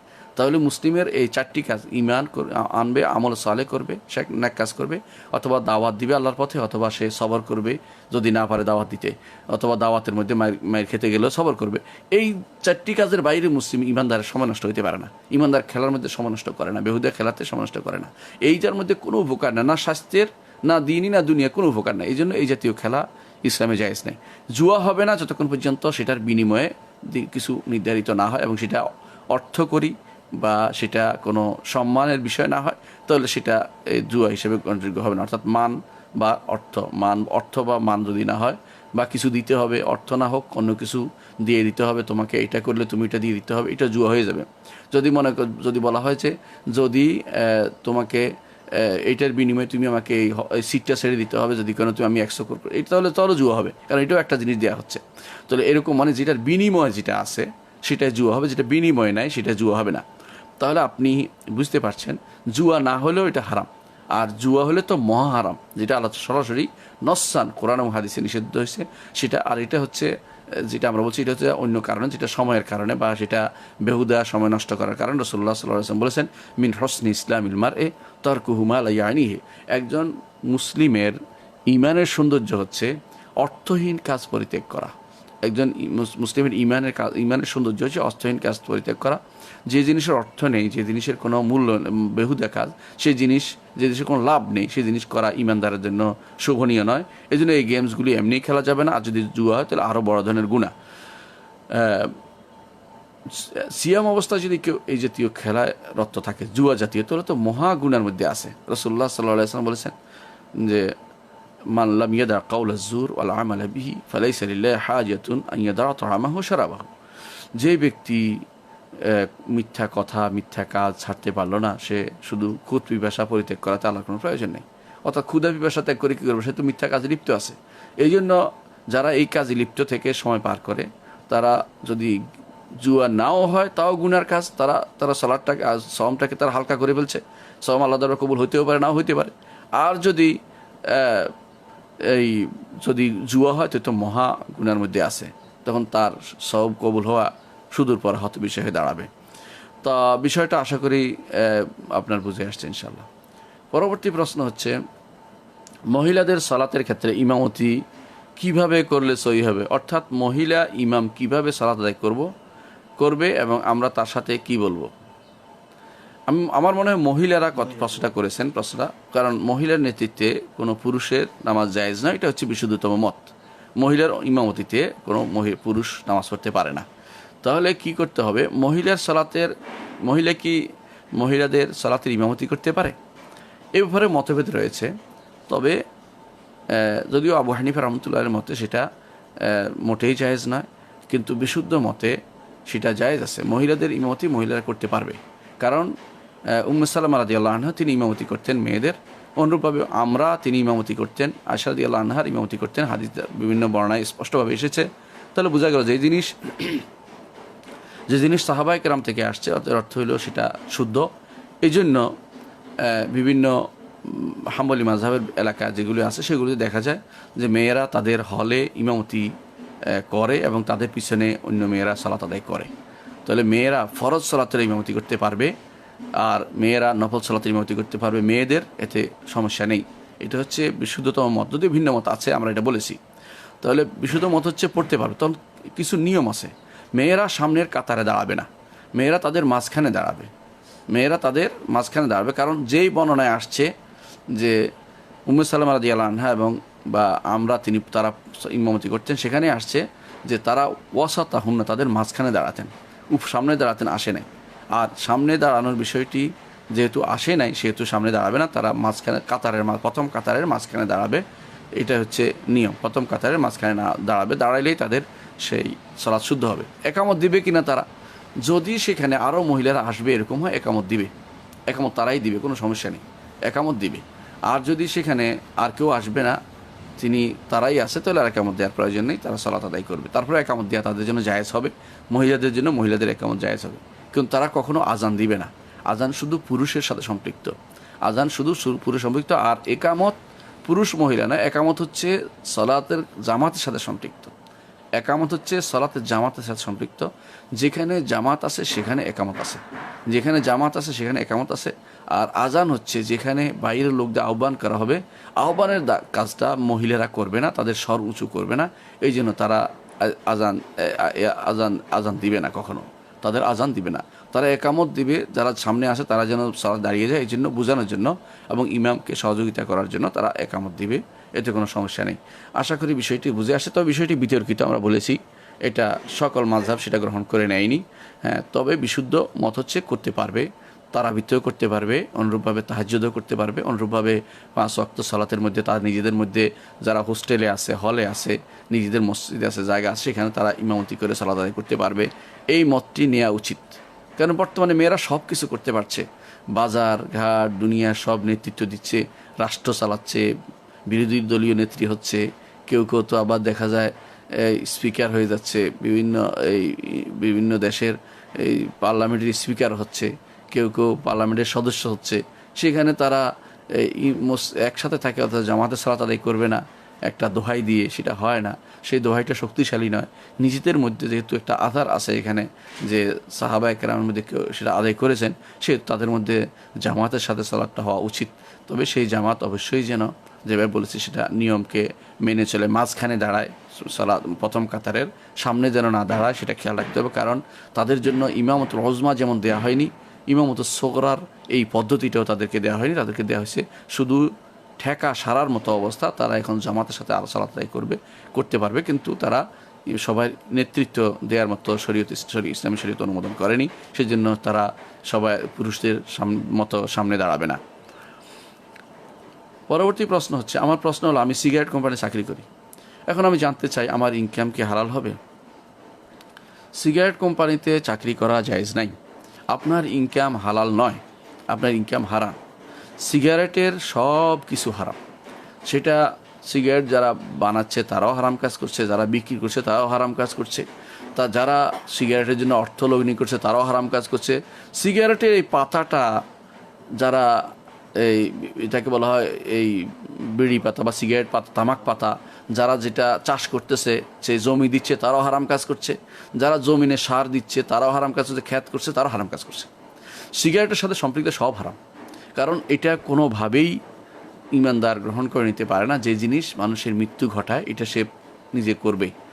আল্লাহ তাআলা কোরআনে কারীম বলেছেন, ওয়ালা তাকতুলু আনফুসাকুম ইন্নাল্লাহা কানা বিকুম রাহিমা। তোমরা নিজেদেরকে হত্যা করো না, আল্লাহ তোমাদের প্রতি দয়াদ্র। ইমানদার কখনো ধীরে ধীরে ধীর হত্যাকে গ্রহণ করে নিতে পারে না। ধীর হত্যাও হত্যা, অর্থাৎ আপনি ধীরে ধীরে মরে যাচ্ছেন, আপনি দেখতে পাচ্ছেন, তারপর আপনি খাচ্ছেন ওষুধটা, যেটা খাই খাই ধীরে ধীরে মরে যাবে, এটা হচ্ছে আপনি নিজেকে হত্যা করতেছেন, আত্মহত্যা করতেছেন। আপনি সমস্ত এই সিগারেটের প্যাকেটের গায়ে লেখা দেখবেন, ধূমপান মৃত্যু ঘটায়, এটা লেখা থাকে। এর অর্থ হচ্ছে মৃত্যু ঘটাচ্ছে। এমন আপনি বলতে পারেন যে আমরা তো এমনি মরে যাই, এমনি মরার এটা কারণ জানা ভিন্ন জিনিস।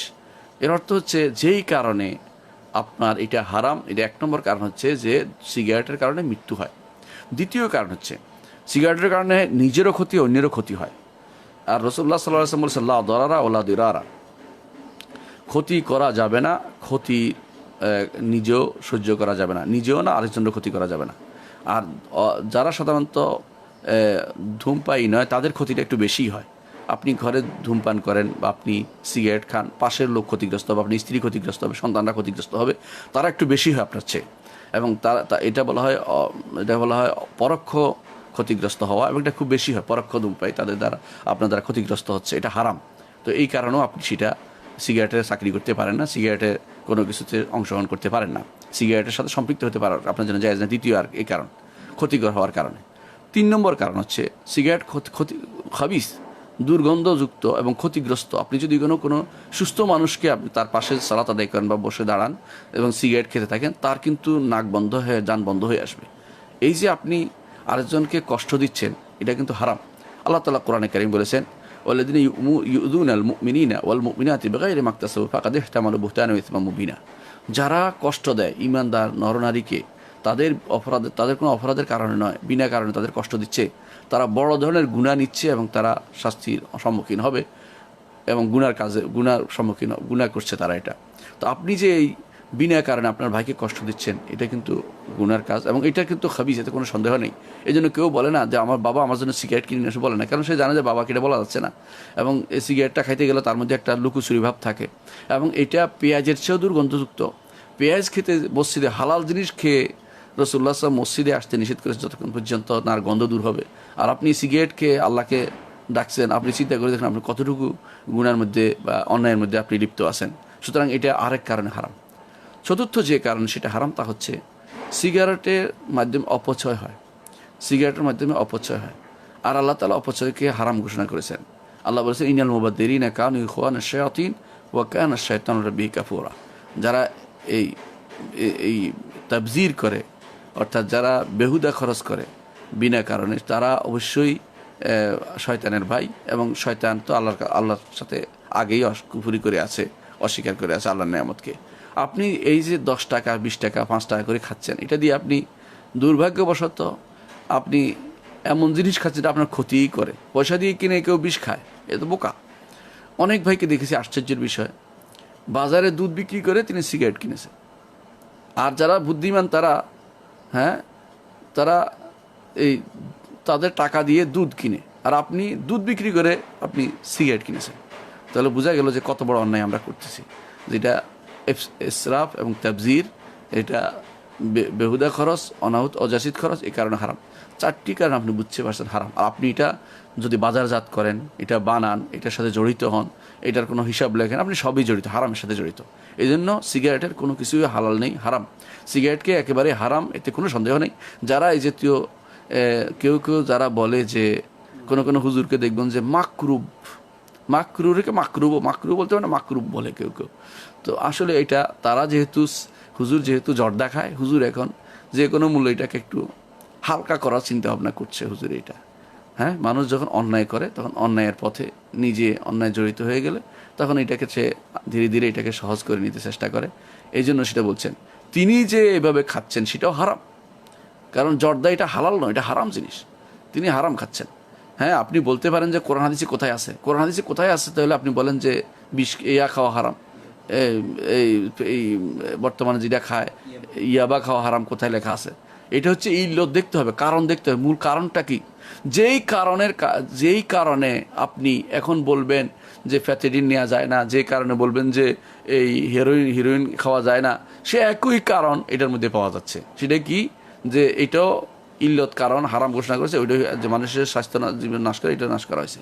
কেউ কেউ বলেন যে সিগারেটে নেশা আসে, আমি নেশার কথাটা বলবো না, অনেকে অভ্যস্ত হয়ে গেছে নেশার আসে না, কিন্তু আসলে নেশা না হলেও এটা অন্য চারি কারণে হারাম। নেশা হলে তো আরও হারাম হচ্ছে, 5 নম্বর কারণে হারাম হবে। তাহলে আপনি বুঝতে পারছেন সে নেশা আমি বাধ্য করছি না। অনেকে বলেন যে আমাদের জর্দাতে নেশা আসে না, নেশা না হলে ওনাকে জিজ্ঞাসা করেন পান না খেলে থাকতেই পারে না, এর অর্থ এটা কিন্তু একটা নেশার মতোই। তারপরেও অনেকে বলবেন যে ভাত না খেলে থাকতে পারি না, এই জন্য হ্যাঁ, ভাত তো হালাল জিনিস, কিন্তু আপনার এটা তো ক্ষতিকর, ভাতে তো খারাপ কিছু বলে না, খাবার এটা আপনার চাহিদার কারণে, পেটে অন্য কিছু খাইলেও কিন্তু খাবার না খেয়ে ভাত না খেয়ে আপনি থাকতে পারেন। কিন্তু যারা সিগারেট খোর বা পান খোর, জর্দা দিয়ে পান খোর, তাদের কিন্তু কোনোভাবেই আপনি এর থেকে বিরত রাখতে পারেন, তারা পাগল হয়ে যায় কী খাবে না খাবে, এই জন্য তারা ছাড়তে কষ্ট হয়। আলহামদুলিল্লাহ রমজান মাস আসছে, আমাদের উচিত এই সুযোগে আল্লাহর এই দিনকে উন্নত করে নিজেকে দিনের মধ্যে নিয়ে আসি এবং যে কোনো মূল্যে এই সিগারেট থেকে বিরত থাকি। খাওয়া, বিক্রি করা, নিজে সাথে রাখা কোনো কিছুই আমরা করব না এবং এর সাথে কোনোভাবে জড়িত হব না। যত লাখ টাকাই দেখ না কেন, হারাম হিসেবে পরিগণিত করে আখেরাতে আল্লাহর সামনে জবাবদিহি করতে হবে এবং মানুষকে ক্ষতিগ্রস্ত করার যে নেশা আপনার ভিতরে চেপেছে সেটা বন্ধ করতে হবে। বেশিরভাগ মানুষ আশ্চর্য হতে হয় যখন মানুষ এই আপনি বিক্রি করে দিচ্ছেন, মানুষকে সবকে আপনি ক্ষতিগ্রস্ত করছেন, কত মানুষকে আপনি লক্ষ লক্ষ মানুষকে আপনি ক্ষতিগ্রস্ত করছেন। এই জন্য সিগারেট কোম্পানিগুলি সবচেয়ে বেশি দায়ী এই দেশে যত রোগ ব্যাধি সমস্যার জন্য, ফুসফুসের ক্যান্সারের জন্য যেগুলি হচ্ছে সিগারেট কোম্পানিগুলি দায়ী। অথচ আশ্চর্যের বিষয়, যাদেরকে আল্লাহ সামর্থ্য দিয়েছে তারা এগুলি বন্ধ করছে না। কেন বন্ধ করে না? এগুলি বন্ধ করে দেওয়া উচিত অর্ডার দিয়ে। উন্নত বিশ্বে এগুলি অনেকেই বন্ধ করে দিয়েছে।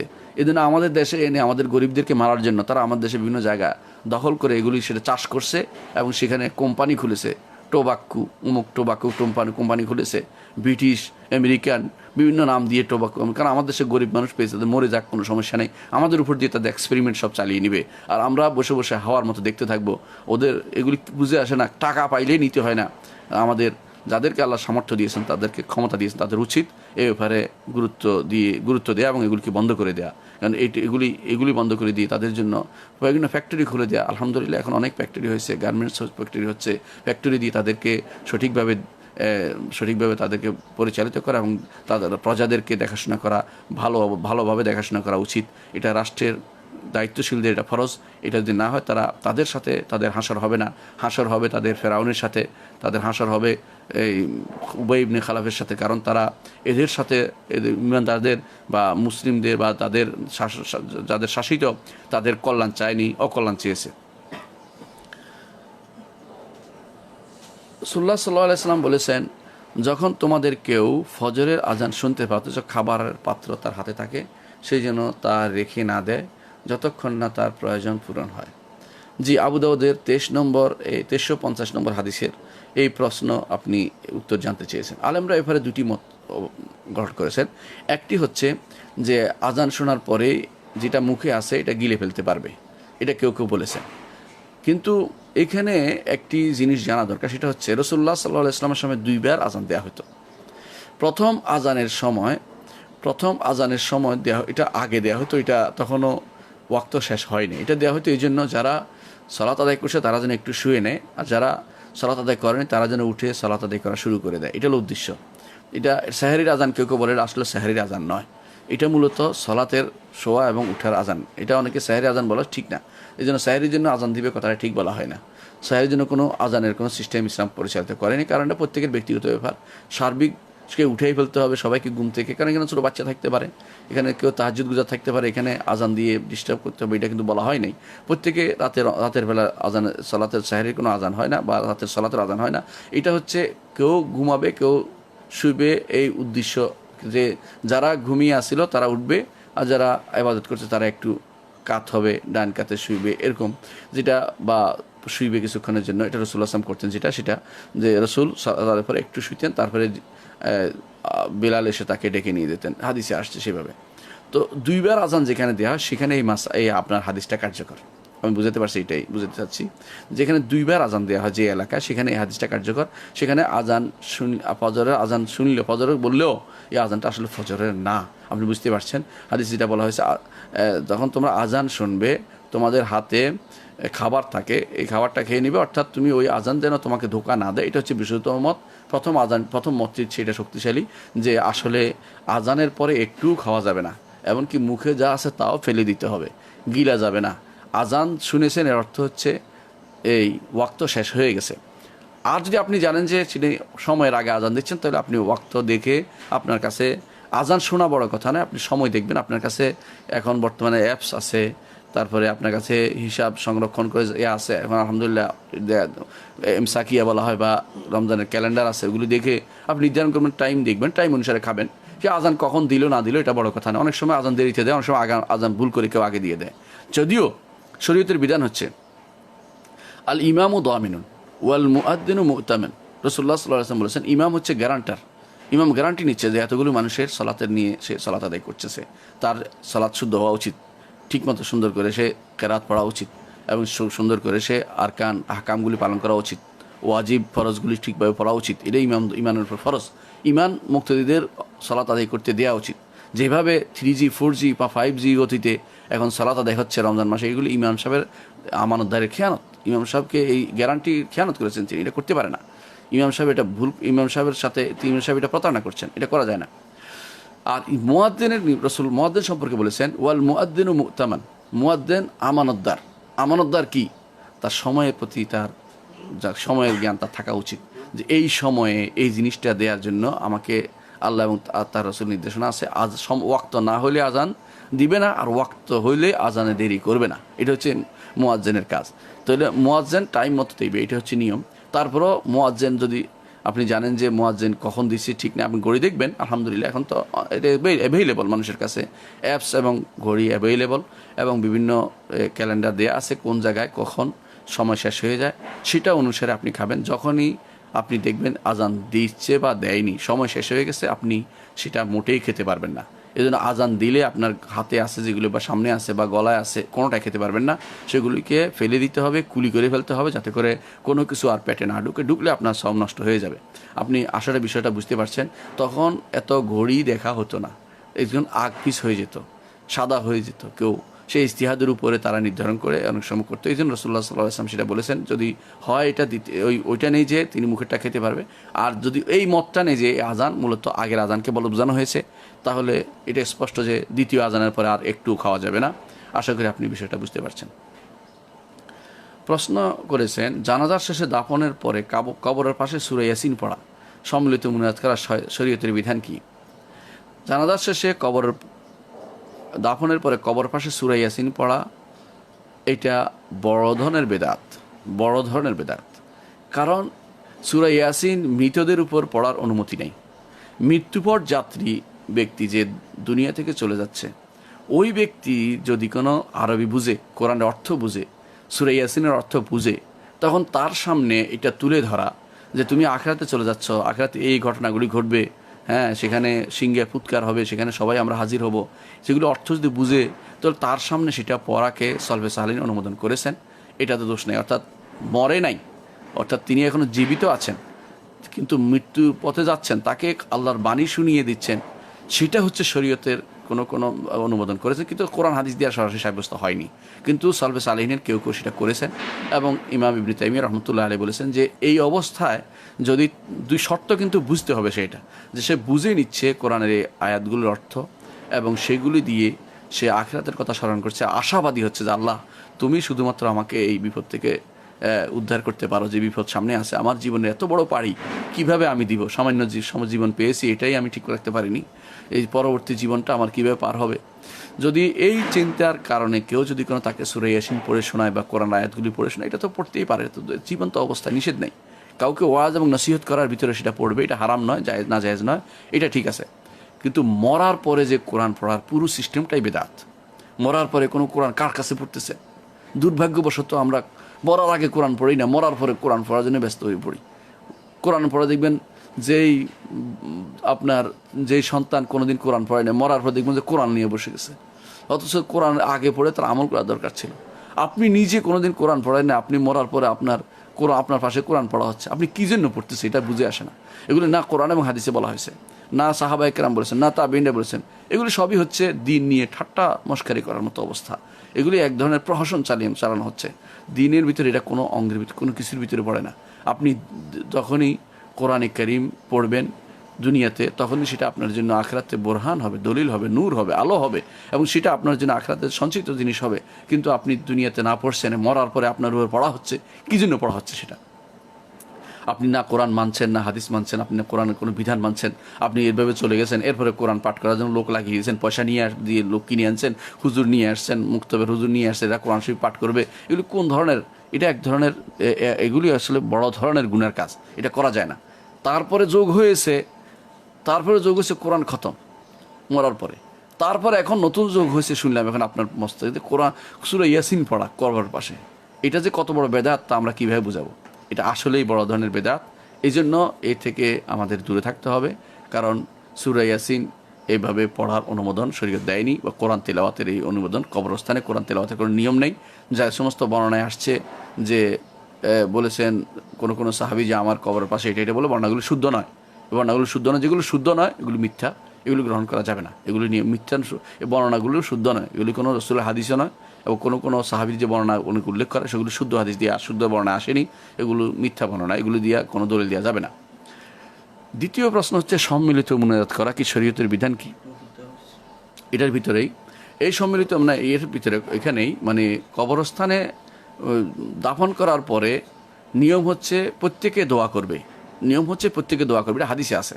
রাসূলুল্লাহ সাল্লাল্লাহু আলাইহি ওয়াসাল্লাম বলেছেন যে সাল্লাল্লাহু আলাহু তাসবিত, উদুল আখিকুম, তোমাদের ভাইয়ের জন্য দোয়া করো।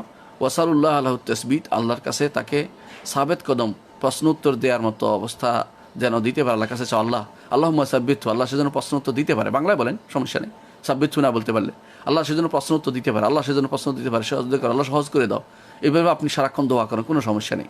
কিন্তু এই সময়ে সবাই মিলে হাত তুলে একটা যে টানা দিবেন, এটা আসলে বেদাত হবে, কারণ এটা আসলে রাসূলুল্লাহ সাল্লাল্লাহু আলাইহি ওয়াসাল্লাম দ্বারা সাব্যস্ত হয়নি। সাহাবায়ে কেরাম, রাসূলুল্লাহ সাল্লাল্লাহু আলাইহি ওয়াসাল্লাম জীবনে বহু মানুষকে দাফন করেছেন, কখনো তিনি সেটা করেননি। সাহাবায়ে কেরাম করেননি, তাবেঈনরা করেননি, ইমামরা করেননি, ফিকহের কিতাব লেখা হয়নি। অর্থাৎ আপনারা নিজেরা আবিষ্কার করে নিয়েছেন যে কেন আপনি কি বাংলায় কথাটা বলতে পারেন না যে আল্লাহ তারে তুমি ক্ষমা করে দাও, আল্লাহ তাকে তুমি প্রশ্ন উত্তর দেওয়ার তৌফিক দাও, বলতে পারেন না? এই কথাটা বলতে পারেন, আরবি বলতে পারেন না, বাংলা বলেন। আল্লাহ তাআলা বাংলা বুঝেন না? আল্লাহ তাআলা তো অবশ্যই বাংলা বুঝেন। তাহলে আপনি কেন এই ধোয়া তুলছেন যে আমরা কি দোয়া করবো? না, দোয়া সবাই করবে, শুধু হুজুরে দোয়া করবে না, হ্যাঁ, দোয়া সবাই করবে। এটা হচ্ছে শরীয়তের বিধান। হুজুরের কাছে দোয়ার জন্য নির্ধারণ করা এটা কিন্তু ঠিক নয়। যখনই যে বিপদে পড়বে, আল্লাহ তাআলা বলেছেন যে যখনই যে কোনো অবস্থা আল্লাহর কাছে দোয়া করতে আল্লাহ তাআলা বলেছেন, ওয়াইজা সাআলাকা ইবাদি আন্নী ফাইন্নী করিব উজিবু দাওয়াতাদ দাঈ ইযা দাআন। যখন আমার বান্দা প্রশ্ন করে আমাকে কোনো বিষয়ে, আমি কি দূরে না কাছে? বলো যে আমি কাছে, হ্যাঁ, নিকটে। অর্থাৎ কি জন্য নিকটে? তিনি আরশের উপর থেকেও নিকটে, তিনি আরশের উপরে, এটা বিশ্বাস করতে হবে। সেখান থেকেও তিনি নিকটে। কি? উজিবু দাওয়াতাদ দাঈ ইযা দাআন, বান্দা যখন আমাকে ডাকে আমি তার ডাকে সাড়া দিই, সাড়া দেওয়ার জন্য তিনি নিকটে। এই জন্য তিনি এই নিকটস্থ অর্থ বুঝতে হবে। নিকটস্থ কখনো অর্থাৎ আপনার এই পৃথিবীর সৃষ্টির ভিতরে তিনি নন, সে যেটাকে মানুষ মনে করে থাকে যে আমার সামনে দাঁড়িয়ে আছে, অথবা তিনি আমার শরীরের ভিতরে, কলবের ভিতরে, এই জাতীয় কিছু মনে করা যাবে না। তিনি আরশের উপর থেকেও আপনার নিকটে, কারণ এই নিকটের স্বাদ সে অনুভব করতে পারে যে সবসময় আল্লাহর সাথে, আল্লাহর ইবাদতে লিপ্ত থাকে। সে বুঝতে পারে যে আমি আল্লাহর কাছে আছি। একজন মানুষ যখন যার নির্দেশনা মেনে চলে, তার সাথে থাকার এইটাকে বলে মাইয়া, বিশেষ সাথে থাকা, এটাকে অনুমোদিত, কিন্তু তিনি আরশের উপরে থাকবেন এটা আসেন সেটা বিশ্বাস করতে হবে। হ্যাঁ, তিনি প্রথম আসমানে যখন নেমে আসেন, যখন কীভাবে নেমে আসেন সেটার ধরন আমরা জানি না, বিশ্বাস করতে হবে হাদিসে আসছে নেমে আসে প্রত্যেক জায়গায় তিনি বলতে থাকেন হালমিন মুস্তাগফিরিন ফাগফিরাল্লাহ, কেউ কি ক্ষমাশীল আছে ক্ষমা করে দেবো, কেউ কি আমার কাছে কিছু চাইবে আমি তাকে দেবো, কেউ কি দোয়া করবে আমি দোয়া কবুল করবো, সেটা প্রথম আসমানে নেমে আসেন প্রত্যেক এলাকার জন্য। প্রথম আসমান যখন তখন তিনি নেমে আসেন, কি নেমে আসার ধরন আমরা জানি না, তবে বিশ্বাস করতে হবে সেটা, এবং ইমানদার সেটা লাভ যে ওই সময় তিনি চাইবেন। কিন্তু তো এই নিকট এইটাও একটা নৈকট্য, এই জন্য শেষ রাত্রে যারা সালাত আদায় করে শেষ রাত্রে তারা আল্লাহর সবচেয়ে বেশি নৈকট্যের ভিতরে থাকে। হ্যাঁ, এবং যখন সেজদায় থাকে তখনও বেশি নৈকট্য থাকে, হাদিসে আসছে। কারণ আকরাবু মা ইয়াকুনুল আবদু মির রাব্বিহি ওয়া সাজিদ, হাদিসে আসছে সবচেয়ে নিকটে থাকে। কেন নিকটে? যে এইটা তার সর্বোচ্চ জায়গা, বান্দা যেন এই আমি আমার সেজদায় গেছি এর চেয়ে অধিক বিনয় হওয়ার জায়গা আল্লাহ আমার কাছে আর নাই। যদি আরও নিচে যাইতাম আমি নিচে যেতে পারতাম, আরও বিনয় হইতে পারতাম, আরও হতে পারতাম, আমার আর কিছু করার নেই আল্লাহ, তখন আল্লাহ তাআলা তাকে তার বিরাট রহমত দিয়ে ঢেকে দেন এবং তার দোয়া কবুল করেন। এই জন্য সেজদাতে দোয়া করতে হবে। এই নৈকট্য তিনি আরশের উপর থেকেও বান্দার নিকটে, এটা বিশ্বাস করতে হবে। এবং সেই জন্য আমরা যেটা বলছি যে বান্দা এই যে সম্মিলিত হওয়ার দরকার নেই, প্রত্যেকে তার মতো করে ইন্ডিভিজুয়ালি দোয়া করবেন, এটা হচ্ছে সুন্নাত। এবং এই পদ্ধতিতে আপনারা কবর জিয়ারতের পরে দোয়া করবেন। সেখানে কোনো ইয়াসিন সূরাও পাঠ হবে না, সেখানে কোনো কোরআন পাঠও হবে না, সেখানে কোনো সম্মিলিত মুনাজাত হবে না। প্রশ্ন করেছেন সে কোরআন খতমের পরে তথা সূরা নাস পড়ার পর দেখা যায় হাফেজ সাহেবরা আবার সূরা ফাতিহা আবার বাকারার 5 আয়াত পড়ে, এটা কি সুন্নাহ? জি না, আসলে এটা সুন্নাহ নয়। কোরআন খতমের পরে সূরা নাস পড়ার পরে আর বাকি কিছু পড়বে না। এই যে আবার ঘুরিয়ে পড়া হয়, এটা নিয়ম বানিয়ে নিয়ে সেটা বেদাত হবে, কারণ এটা নিয়ম বানিয়ে নেওয়া। হ্যাঁ, একজন মানুষ যদি বলে যে আমি কোরআন খতম করছি আবার পড়বো, সে পড়তে পারে, নিষেধ নেই, কিন্তু নিয়ম বানিয়ে নেওয়া যে আমরা আর পড়বো না, শুধু 5 পর্যন্ত পড়বো, এই নির্ধারণ করাটা হচ্ছে বেদাত। আমরা জানি যে বেদাতে 6টি নীতি হয়, 6টি নীতি বেদাত হয়। যেই জিনিসের নয় ওই জিনিস যদি ব্যবহার করা হয় বেদাত হয়। যেমন গরু দিয়ে ওর দিয়ে কোরবানি করা যায়, আপনি বলে ঘোড়া দিয়ে দেবো না, এক জিনিসের নয়, সুতরাং এটা বেদাত হবে। যেই কারণে যেটা অনুমোদিত এই কারণ না অন্য কারণে করছেন সেটা বেদাত হবে। যেমন রাতের বেলা সালাত অনুমোদিত, কোনো সন্দেহ নেই, কিন্তু আপনি পড়ছেন যে এটা মেরাজের রাত্রি হিসেবে, তাহলে সেটা অবশ্যই আপনার জন্য এই কারণটা বেদাত হয়ে যাবে। যেই সময়ে যেটা অনুমোদিত ওই সময়ে আপনি এটা করেননি, ওই সময়ে কোনো অন্য সময় করছেন, তাহলে সেটা বেদাত হয়ে যাবে। যেমন আপনার ফজরের পরে যে দোয়াগুলো আছে এগুলো আপনি অন্য সময় নিয়ে গেছেন, সেটা নির্ধারণ অন্য সময় নিয়ে যাওয়াটা বেদাত হবে। অথবা অন্য সময়ের দোয়াকে ফজরের পরে নিয়ে আসছেন, সেটাও বেদাত হয়ে যাবে, যে সময় যেটা নয়। হ্যাঁ, সকাল বিকেলের দোয়ার ভিতরে অন্য দোয়া ঢুকে ফেলছেন, সেটাও কিন্তু বেদাত হয়ে যাবে। আচ্ছা, যেই স্থানে যেটা যেমন মক্কাতে তোয়াফ করার জায়গা, আপনি যে ওই মক্কাতে না করে আপনি কবরে তোয়াফ করলেন, তা হবে না, বেদাত হবে। অনুরূপভাবে যেই সংখ্যায় যেটা, এই সংখ্যাটা যদি কোনো আপনি ঠিক না রাখেন তাহলে সেটাও বেদাত হবে। ধরেন আপনি 33 বার 34 বার আপনি 35 বার পড়লেন, বেদাত হয়ে যাবে, এটা সুন্নত হবে না, আর সেইটাও পাবেন না। আমি সেটা উদাহরণ দিয়ে থাকি। আমাকে আমার ওয়াইফ বলেছিলেন যে ওই দিন যে তুমি আমাকে 69 টাকা ফ্লেক্সিলোড করবা। আমি বললাম যে 70 দিয়ে কেনা হবে না। কেন? 69 দিলে যেটা আমি পাবো 70 সেটা পাবো না। একদিনে একটা বেশিই দিলাম, কেনা হবে না, তুমি আমার 69 টাকা দিবা। তাহলে বুঝেন আপনি, আল্লাহ তাআলা বলেছে 33 পড়তে, আপনি বলছেন আমি 35 পড়বো, কাজ হবে না। আল্লাহ যেটা বলছে, রাসূল যেটা বলছে, এটা শুনতে হবে আপনাকে। তাহলে এইটা একটা 5 নম্বর। 6 নম্বর হচ্ছে যে অবস্থা যেটা অনুমোদিত, অন্য অবস্থা যেটা অনুমোদন করা যাবে না, নিয়ে যাবে না। আপনাকে ধরেন সফর অবস্থায় আপনার জন্য অনুমোদন করা হয়েছে 2 রাকাত পড়া, আপনি বলেন যে না আমি রোগাক্রান্ত হিসেবে 2 রাকাত পড়বো, তা কিন্তু হবে না, এটাও বেদাত হবে। তাহলে বোঝা গেছে যে 6টি কারণে বেদাত হয়। এই 6টি কারণ, যে কোনো আবাদতকে এই 6টি কারণের ভিতরে আপনি দেখবেন এই 6টি কোনোটাকে উল্টাপাল্টা করছেন কিনা, তখনই বেদাত হয়ে যাবে। সুতরাং এইখানে এই যে সূরা নাস থেকে, অর্থাৎ সূরা নাস শেষ করার পরে আবার ঘুরে এসে আবার পড়তেছেন, এই নিয়মটা বানিয়ে নিচ্ছেন। হ্যাঁ, এটা কিন্তু রাসূলুল্লাহ সাল্লাল্লাহু আলাইহি ওয়াসাল্লাম থেকে সাব্যস্ত নয়, সাব্যস্ত নয়। সুতরাং আপনি এই যে নিয়ম বানিয়ে নিচ্ছেন, এই নিয়ম বানানো, এই ধরন নির্ধারণ করা শরীয়ত অনুমোদিত নয়। সুতরাং আপনাকে এটা বেদাতের ভিতরে পড়বে, এটা করা যাবে না। আপনি নাস পড়েছেন আলহামদুলিল্লাহ, আর যদি আবার পড়েন কোনো সমস্যা নেই, যেখানে থামেন কোনো সমস্যা নেই, কিন্তু নির্ধারণ করে নিয়েছেন যে সূরা বাকারার 5 নম্বর আয়াত থামে যাবেন, এর অর্থ হচ্ছে আপনি একটা নির্ধারণ করে ফেলছেন। এই নির্ধারণ করাটা বেদাত হয়ে যাবে, কারণ এটা একটা, এখন আমি দেখতে পাচ্ছি এটা একটা সাধারণ কমন নিয়মে পরিণত হয়েছে, বেশিরভাগ মানুষ এটা করে থাকে। এটা করবেন না। সূরা নাস পড়ার পরে দোয়া করবেন, হাদিসে আছে সাহাবায়ে কেরাম কোরআন খতম করার পরে দোয়া করতেন। কোরআন খতম করার পরে পড়া শেষ করার পরে দোয়া করাটা এটা হাদিস দিয়ে সাব্যস্ত হয়েছে। বরং আনাস ইবনে মালিক রাদিয়াল্লাহু আনহু তিনি ঘরের লোকদেরকে দোয়া করতে বলতেন, তিনি নিজেও দোয়া করতেন। বোঝা গেল যে কোরআন খতমের পরে দোয়া করাটা একটা মাসনুন তরিকা সাহাবায়ে কেরামদের সাব্যস্ত হয়েছে। এটা না করে আপনি উল্টা দিকে চলে গেছেন, আবার শুরু করে দিয়েছেন। তাহলে দোয়া কখন করবেন, কেন শুরু করে দিলেন? কেউ কেউ বলে আমি তাফাউলান করছি যে আবার কোরআন আবার খতম করবেন, এত আপনার তাফাউল সাহাবায়ে কেরামের নীতির বাইরে যাবেন না। আপনাকে শেষ করে দোয়া করেন, আবার শুরু করেন। আলহামদুলিল্লাহ, সূরা ফাতিহা আপনি সবসময় পড়বেন, দিনের ভিতরে কোনো সমস্যা নেই। আবার পড়েন, আবার শুরু করেন, পরে আগে দোয়া করেন, আলাদা করেন, তারপর আপনি পড়েন, কোনো সমস্যা নেই। পরবর্তী প্রশ্ন হচ্ছে সুন্নাত আর নফলের মধ্যে পার্থক্য কী? সুন্নাত আর নফলের মধ্যে কোনো পার্থক্য নেই। যেটাই সুন্নত এটাই নফল। নফল অর্থ হচ্ছে অতিরিক্ত, ফরজের অতিরিক্ত যাই আছে সবই নফল। এই জন্য দেখবেন শরেবে কায়াওয়ালা তার কিতাবের মধ্যে লেফাত হয়েছে বাবুন আল ভিতির ওয়ান নওয়াফেল, ভিতির এবং নফল, অর্থাৎ তিনি আগে ফরজের আলোচনা করে তাকে ভিতির নফল একসাথে করেছেন। হ্যাঁ, ওনার নিকট ভিতির যেহেতু মূল্যবান বেশি, এই জন্য ভিতিরকে আলাদা করেছেন। অন্যদের নিকট ভিতিরও নফলের অন্তর্ভুক্ত, অতিরিক্ত, ফরজ নয়, অতিরিক্ত জিনিস। হ্যাঁ, এই অতিরিক্তের মধ্যে আবার কোনোটা গুরুত্বপূর্ণ, কোনোটা অগুরুত্বপূর্ণ আছে। যেমন 12 রাকাত দিনে রাতের, এটা গুরুত্বপূর্ণ। আবার আসরের আগে 4 রাকাত এত গুরুত্বপূর্ণ না, পড়লে পড়তে পারে। কিন্তু 12 রাকাতের মধ্যে গুরুত্ব এই যে কেউ যদি দিনে রাতে 12 রাকাত সালাত আদায় করে, তাহলে তার জন্য জান্নাতে একটি ঘর নির্মাণ, প্রতিদিন একটি ঘর। সুবহানাল্লাহ, যদি জান্নাতের ঘর থাকে আপনি জাহান্নামে থাকবেন না, ইনশাআল্লাহ আপনিও জান্নাতে যাবেন। সুতরাং আপনার এই ঈমান থাকে, সহি আকীদা থাকে, বিশুদ্ধ আকীদা থাকে, আর যদি আমলগুলি থাকে এগুলো গ্রহণযোগ্য হবে। আর যদি আপনি শিরকি আকীদায়, কুফরি আকীদায় লিপ্ত থাকেন, আল্লাহ সম্পর্কে আপনার আকীদা খারাপ থাকে, আপনি যেখানে সেখানে আল্লাহকে মনে করেন যত্র আপনি আল্লাহকে সব জায়গায় মনে করেন, তো আপনি 1000বার যত সালাত পড়েন কোনো লাভ হবে না, আপনার সেই সালাত বেহুদা যাবে, জায়গা মতো পৌঁছে নেই। তাহলে আপনাকে আকীদা শুদ্ধ করে সামান্যতম আমলও বেশি উত্তম আপনার জন্য। আর আকীদা অশুদ্ধ থেকে লাখ লাখ কোটি কোটি আমল করে কোনো লাভ হবে না। এই জন্য আমাদের সালবে সালেহিন অর্থাৎ সাহাবায়ে কেরাম সবসময় বলতেন এটা, আল ইকতিসাদু ফিস সুন্নাতে খায়রুম মিনাল ইকসার মিনাল বিদআ, যে সুন্নতের মধ্যে অল্প আমল বেশি উত্তম, বেদাতের মধ্যে বেশি বেশি আমল হচ্ছে। বেদাত বা আমল কী করবেন, আপনি কোনো কাজে লাগবে না। আল্লাহ তাআলা বলছেন ওয়াকাদিমনা ইলা মা আমিলু মিন আমালিন ফাজআলনাহু হাবা মানসুরা, আমরা তারা যে সমস্ত আমল করে সেগুলো দিয়ে অগ্রসরগুলিকে বিক্ষিপ্ত ধুলিকণে রূপান্তরিত করে বলবে।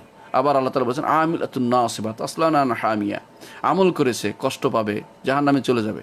আবার বলেছেন আল্লাহ তাআলা যে তারা ওহম ইয়াহসাবুনা আন্নাহুম ইউহসিনুনা সুনআ, তারা আপনি কি তাদেরকে দেখেছেন যারা নিজেদের সমস্ত আমল খুইয়ে বসেছে, অথচ তারা মনে করছে কত না ভালো কাজ করতেছে।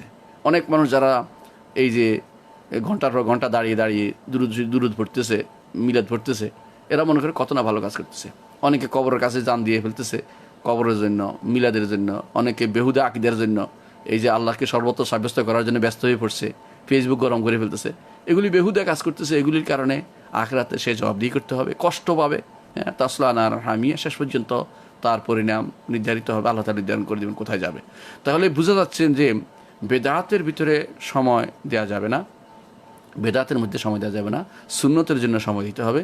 আর সুন্না নফল মধ্যে সাধারণত মানুষের এই জন্য বলা হয় যেটা খুব বেশি গুরুত্বপূর্ণ, এটাকে তারা রাতে বা সুন্নত বলে বা সুন্না মুআক্কাদা বলে। আর যেটা সাধারণ নফল, যেটা ইচ্ছা করলে পড়লো, একটা যে কোনো 2 রাকাত সালাত, যে কোনো সময়, তো জোহর আসরের আগে 2 রাকাত সালাত, আসর রাকাত সালাত পড়ে অনেকে, আবার অনেকে রাতে এশার পরে 2 রাকাত পড়ে নফল, অথবা মাগরিবের পরে বিভিন্ন, অনেকে চায় এশা থেকে মাগরিব এবং এশার মাঝখানে সময়টুকু সালাত আদায় করে, এগুলো জায়েজ আছে, কোনো সমস্যা নেই। কিন্তু নির্ধারণ এগুলোকে আউয়াবিন নাম দেওয়া জায়েজ নেই। আউয়াবিন হচ্ছে সালাতুদ দুহা, এটা হাদিস দ্বারা সাব্যস্ত হয়েছে। তো ওইটা আউয়াবিন না হয়ে যদি কেউ সালাত আদায় করে, নিষিদ্ধ না, আমভাবে এটা নফল হবে। তো নফল হচ্ছে যেগুলো আপনি যে কোনো সময় আদায় করতে পারেন, পরিভাষাগত পার্থক্য। মৌলিকভাবে এগুলি ফরজের বিপরীতে, কোনো পার্থক্য নেই। সুন্নাত এবং নফলের ভিতরে ফরজের বিপরীতে সবগুলি অতিরিক্ত, কিন্তু তার মধ্যে কিছুটা গুরুত্বপূর্ণ আছে, কোনোটা একটু বেশি গুরুত্বপূর্ণ নয়, এরকম আছে। যেগুলি বেশি গুরুত্বপূর্ণ এগুলিকে আলেমরা সাধারণত সুন্না বলতে অভ্যস্ত, আর যেগুলি বেশি গুরুত্বপূর্ণ না এগুলিটা আলেমরা নফল বলতে অভ্যস্ত। এটা শুধু অভ্যস্তর কারণ এবং পরিভাষাগত পার্থক্য। মৌলিকভাবে এগুলির মধ্যে কোনো পার্থক্য নেই, এগুলি সবই হচ্ছে অতিরিক্ত, অর্থাৎ ফরজের অতিরিক্ত। এগুলি না করলে সেগুলির জন্য আল্লাহ পাকড়াও করবেন না, কিন্তু অনেক সওয়াব থেকে আপনি মাহরুম হয়ে যাবেন, অনেক সওয়াব থেকে আপনি মাহরুম হয়ে যাবেন, যেটা আপনি হাশরের মাঠে একটি সওয়াবের জন্য আপনি দাঁড়ে দাঁড়ে ঘুরে বেড়াতে হবে, কিন্তু এটা তখন আপনার অনেক কাজ দেবে। এই জন্য বিষয়গুলোতে গুরুত্ব দিয়ে আদায় করা উচিত। প্রশ্ন করেছেন, শুনলাম ইশরাক সালাতের জন্য মসজিদ বাধ্যতামূলক, বাসায় ফজর পড়ে ইশরাক পড়া যায় না, এই সম্পর্কে আপনার মতামত দিন। না, মসজিদ নয়, ইশরাক সত্য হচ্ছে, আমি যতটুকু জানি, আমার ইতিহাসে যেটা ধরা পড়েছে সেটা বলছি। ইশরাক হচ্ছে যেই ব্যক্তি সালাত আদায় করবে, মহিলা হোক পুরুষ হোক, সালাত আদায়ের পরে অপেক্ষা করছে সূর্য ওঠা পর্যন্ত, সূর্য ওঠার পরে সে 2 রাকাত সালাত আদায় করছে, সেই ইশরাকের সবটা পাবে। ইশরাকের সব কি? পূর্ণ হজ উমরা। সুবহানাল্লাহ, পূর্ণ হজ পূর্ণ উমরা এত সোজা জিনিস। সে পূর্ণ হজ উমরার সব পেয়ে যাবে যদি কোনো একটু বসতে পারে। এরকম বসে থাকা নয়, সেখানে বসে সে সকালের জিকিরগুলো করবে, যদিও সকালের জিকির এর আগ থেকে করা যায়, হ্যাঁ, সকালের জিকিরগুলো করবে এবং সালাতের পরে জিকিরগুলো করবে এবং সে কোরআন তেলাওয়াত করবে। সেখানে সে লা ইলাহা ইল্লা আনতা সুবহানাকা ইন্নী কুনতু মিনাজ জালিমিন বা এই জাতীয় যত উন্মুক্ত জিকির আছে সেগুলো করবে এবং সে সুবহানাল্লাহ বিহামদি সুবহানাল্লাহিল আযীম পড়বে। সে লা ইলাহা ইল্লাল্লাহু ওয়াহদাহু লা শারীকা লাহুল মুলকু ওয়া লাহুল হামদু ওয়া আলা কুল্লি শাইইন কাদির 100 বার পড়বে। হাদিসে কিন্তু এটাও আছে, ওইটাও আছে, অর্থাৎ সুবহানাল্লাহ বিহামদি সুবহানাল্লাহিল আযীম আছে, এইগুলি কিন্তু সকালের জিকিরের মধ্যে এটা আছে। এর অর্থ এইগুলি 100 বার পড়তে গেলে আপনার কিন্তু ঠিকই টাইমটা হয়ে যাবে। এখন অবশ্য আগে সালাত পড়ে আপনারা আউয়াল ওয়াক্তে পড়েন দেখে অনেকে মনে করেন যে এখন অনেক লম্বা টাইম, তারপরেও কিন্তু আমি দেখেছি এগুলি সুন্দর করে ধীরে ধীরে পড়লে কিন্তু আপনার পুরো টাইমটি লেগে যায়। এবং এটাই করতেন সালফে সালিহিন, সুন্দর করে পড়তেন, শুধু মুখস্থ করা না আর অঙ্ক গণা না। অনেকে কত রকমের পলিসি বের করেছে, কত রকমের অঙ্ক গুনতে পারে, আর অঙ্ক গোনেন না, আপনি অর্থ বুঝার চেষ্টা না করেন। আল্লাহ তাআলা আল্লাহু আকবার যখন বলবেন, আল্লাহ সব কিছুর চেয়ে বড়, দুনিয়ার কাউকে আর বড় মনে করবেন না। আপনার ঘরের কোনো ব্যক্তি নয়, বাইরের কোনো ব্যক্তি নয়, কোনো রাষ্ট্রপ্রধান নয়, সবার চেয়ে আমার রব বড়। এটা আল্লাহু আকবার, প্রতিটা কথার সাথে আল্লাহু আকবার হবে। আমার কর্মকাণ্ডে, চলাফেরায়, অফিসে, আদালতে, সব জায়গাতে আল্লাহু আকবার, আল্লাহ সবচেয়ে বড়, এটা মাথায় রাখবেন। সুবহানাল্লাহ যখন বলবেন, আল্লাহর পবিত্রতা, আপনি অপবিত্র আর কোনো কিছু দিয়ে আল্লাহকে অপবিত্র কোনো গুণান্বিত করবেন না, আল্লাহর দিকে কোনো খারাপ সম্পর্ক কিছু করবেন না, আর নিজেকে অপবিত্র রাখবেন না, নিজেকে গুনার কাজে লিপ্ত রাখবেন না। এইভাবে আপনি চিন্তা ভাবনা করে করে পড়ুন, প্রত্যেকটি জিকির আপনার সময়টা পার হবে, সুন্দরভাবে পার হবে এবং আপনি ঠিকই সূর্য ওঠার পরপরই নয়, সূর্য ওঠা কমপ্লিট হওয়ার পরে, এটা কিন্তু প্রায় 12 মিনিট লাগে ওঠা শুরু করলে 12 মিনিট পরে আপনি তারপরে যখন আপনি ইশরাক পড়বেন, হাদিসের সওয়াব অনুসারে আপনি পূর্ণ উমরা এবং হজের সওয়াব পেয়ে যাবেন। তাই বলে হজ উমরা আদায় হয়ে যাবে তা নয়, হজ উমরা সওয়াব পেয়ে যাবেন এবং সেটার সওয়াব আল্লাহ জানে কতটুকু আছে, সেটা নির্ধারণ করা হয়নি। সেই আল্লাহ রসুল যেটা বলেছেন সেটাই আমাকে বিশ্বাস করতে হবে যে পূর্ণ হজ এবং উমরার সওয়াব আপনি পেয়ে যাবেন। সেহেতু যেখানে বসছেন সেখানে, হ্যাঁ, কোনো কারণে যদি আপনি উঠতে হয়, ধরুন আপনার প্রচণ্ড বাথরুম চেপেছে, বাথরুম গেলেন, অজু করে এসে আবার বসলেন, সেটা সমস্যাজনক নয়, অর্থাৎ অন্য কাজে ব্যস্ত হওয়া যাবে না। মসজিদে আপনি উঠে গিয়ে নিয়ে আসছেন, কোরআন শরীফ নিয়ে আসছেন, কোনো সমস্যা নেই, কিন্তু আপনি যেখানে আছেন ওখানে বসেই আপনি পড়তে থাকুন, সেটা হচ্ছে নিয়ম। সেখানে বসে শেষ করে অথবা কোনো কারণে সেখান থেকে উঠিয়ে দেওয়া হলে আরখানে বসছেন, তাও সমস্যা হবে না। অর্থাৎ আপনি যেন ওই কাজে ব্যস্ত থাকেন, জিকিরে ব্যস্ত থাকেন, এটা হলো উদ্দেশ্য। এই জিকির করতে করতে আপনি যদি কোনো সূর্য উঠে যায়, আজকারগুলি শেষ করতে করতে, তখন আপনি যদি 2 রাকাত পড়েন, আপনি ইশরাকের সওয়াব পাবেন। সেটা মসজিদেই হওয়া জরুরি নয়। যারা বলছেন মসজিদে, তারা আসলে আমার মনে হয় সঠিক কথাটি বলেননি আপনাকে। তো মসজিদে হওয়া জরুরি নয়, তবে ইশরাকের এবং দোহা এর মধ্যে একটা পার্থক্য আছে, এটা আপনাকে বলে দিই। ইশরাক এইভাবে পড়তে হবে, আর দোহা আপনি ঘুমায় গেল, যখন আপনি উঠবেন তখন আপনি অজু করে 2 রাকাত পড়ে আপনি অফিসে চলে গেলেন, বাইরে কাজে গেলেন, এই 2 রাকাত পড়লে আপনার দোহা বা চাষ্টের সালাত আদায় হবে। তখন আপনার সেটা সওয়াব আলাদা, সেটা হচ্ছে সারাদিনের যে হাতের 360টি, শরীরে 360টি জোড়া আছে, সেগুলো সদকা আদায় হয়ে যাবে। রাসূলুল্লাহ সাল্লাল্লাহু আলাইহি ওয়াসাল্লাম সেটা বলেছেন। এবং সেটা দুইটাই করতে পারেন আপনি। ইশরাক পরে ঘুমিয়েছেন, উঠে বাইরে যাবেন, উঠার সময় উজু করে আপনি পড়তে পারেন, আপনি আপনি দোহা পড়তে পারেন। আলহামদুলিল্লাহ, দোহাতে কোনো সমস্যা নেই। দোহা সবসময় পড়া যাবে না, এটা যারা বলেন তারাও ঠিক বলেনি। তো কারণ হচ্ছে দোহাও পড়া যাবে, আলহামদুলিল্লাহ। দোয়া ইচ্ছা করলে আপনি সবসময় পড়তে, তো এটাকে নিয়ম বানিয়ে না। যারা তাহাজ্জুদ পড়ে তারা সাধারণত দোহা পড়ে না, যারা তাহাজ্জুদ পড়তে অসুবিধা হয় কোনোদিন, তারা দোহাটা পড়ে নেয়, এটি হচ্ছে নিয়ম। তো তারপরে রাসূলুল্লাহ সাল্লাল্লাহু আলাইহি ওয়াসাল্লাম তাহাজ্জুদও পড়েছেন, দোহাও পড়েছেন, দুটোই প্রমাণিত হয়। রাসূল তাহাজ্জুদ পড়তেন, যিনি রাত্রিতে তিনি সফরে ছিলেন, সফরেও তিনি তাহাজ্জুদ পড়েছেন, আবার তিনি সফরে দোহাও পড়েছেন, সেটাও প্রমাণিত আছে। এর অর্থ হচ্ছে দুইটাই জমা করা যায়, কোনো সমস্যা নেই। তবে যার তাহাজ্জুদ ছুটে যায় সাধারণত, তারা দোহার প্রতি গুরুত্ব দিলে সে এই সবটা দিনের বেলাও পেতে পারে। আল্লাহ এই জন্য ওমর রাদিয়াল্লাহু থেকে বর্ণিত আছে, তার একবার তাহাজ্জুদ ছুটে গিয়েছিল, দিনের বেলা সালাত আদায় করেছেন, তারপর বলেছেন ওয়া জাআলনা লাইলা ওয়ান নাহারা খিলফা লিমান আরাদা আন ইয়াযাক্কারা ওয়া আরাদা শুকুরা। এই আয়াত থেকে তিনি দলিল নিয়েছেন যে রাতে পড়তে পারেনি তো কী হয়েছে, দিনই পড়লাম, এই জন্য তিনি সেটা করেছেন। এই জন্য আপনি তাদের তাহাজ্জুদ ছুটে যায়, তারা দিনের বেলা এশরাক এবং দোহার ব্যাপারে গুরুত্ব দিবেন, আশা করি সেটা পুষিয়ে যাবে। প্রশ্ন করেছেন, আমার বাবা মারা গেছেন কিন্তু সম্পত্তি আমার দাদা বা দাদির নামে। আমার আরও 2 চাচা ও ফুফু আছেন।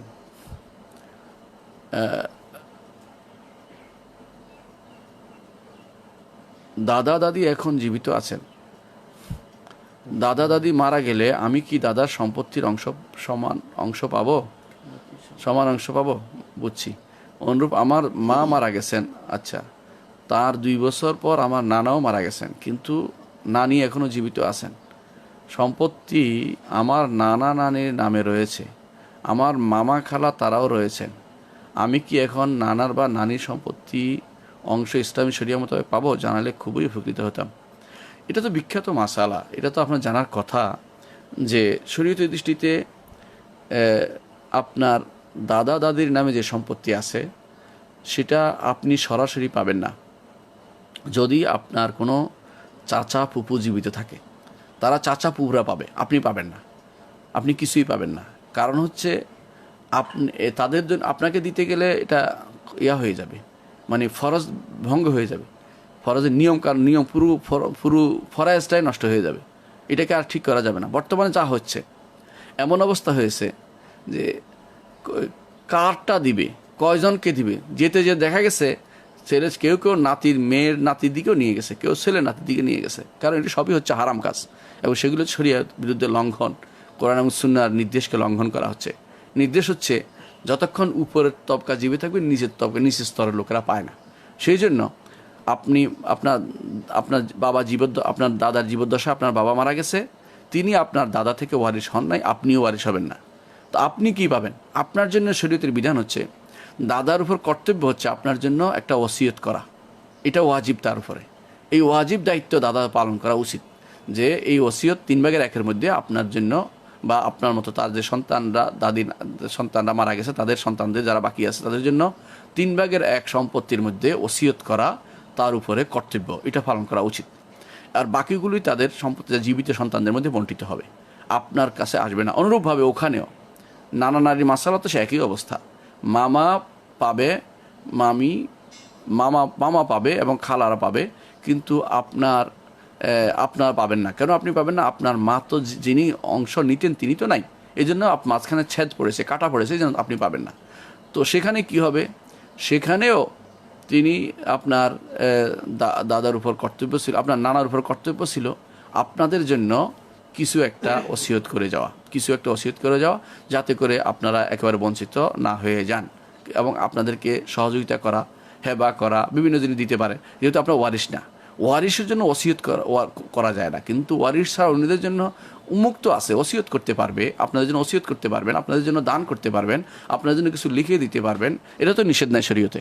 ওয়ারিশকে দেয়া নিষিদ্ধ, ওয়ারিশকে মৃত্যুর পরে তারা পাবেন। তাহলে আপনি বুঝতে পারছেন যে বর্তমানে যে আইন প্রচলিত আছে সে আইনে নিলে ঈমান থাকবে না, সে আইনে নিলে আপনি কাফের হয়ে যাবেন। হারাম খেয়ে কুফরি করে আপনি আল্লাহর সামনে যাবেন হাসরের মাঠে। যান, আমরা কি করব? আমরা শুধু আপনাকে বলার দায়িত্ব বলে দিয়েছি। এরকম যারা করে তারা হারাম নিচ্ছে। আইয়ুব খানের এই আইন শরিয়া বিরোধী। আইয়ুব খান নিজেও খারাপ লোক ছিল, সে খারাপ নীতি প্রচলন করে গেছে। আপনি যদি কোনো তাকে ইমাম মেনে আইয়ুব খানকে নিয়ে মেনে চলেন, তাহলে তা চলেন, শরিয়া বিরোধী নীতি মান্য করতে থাকেন।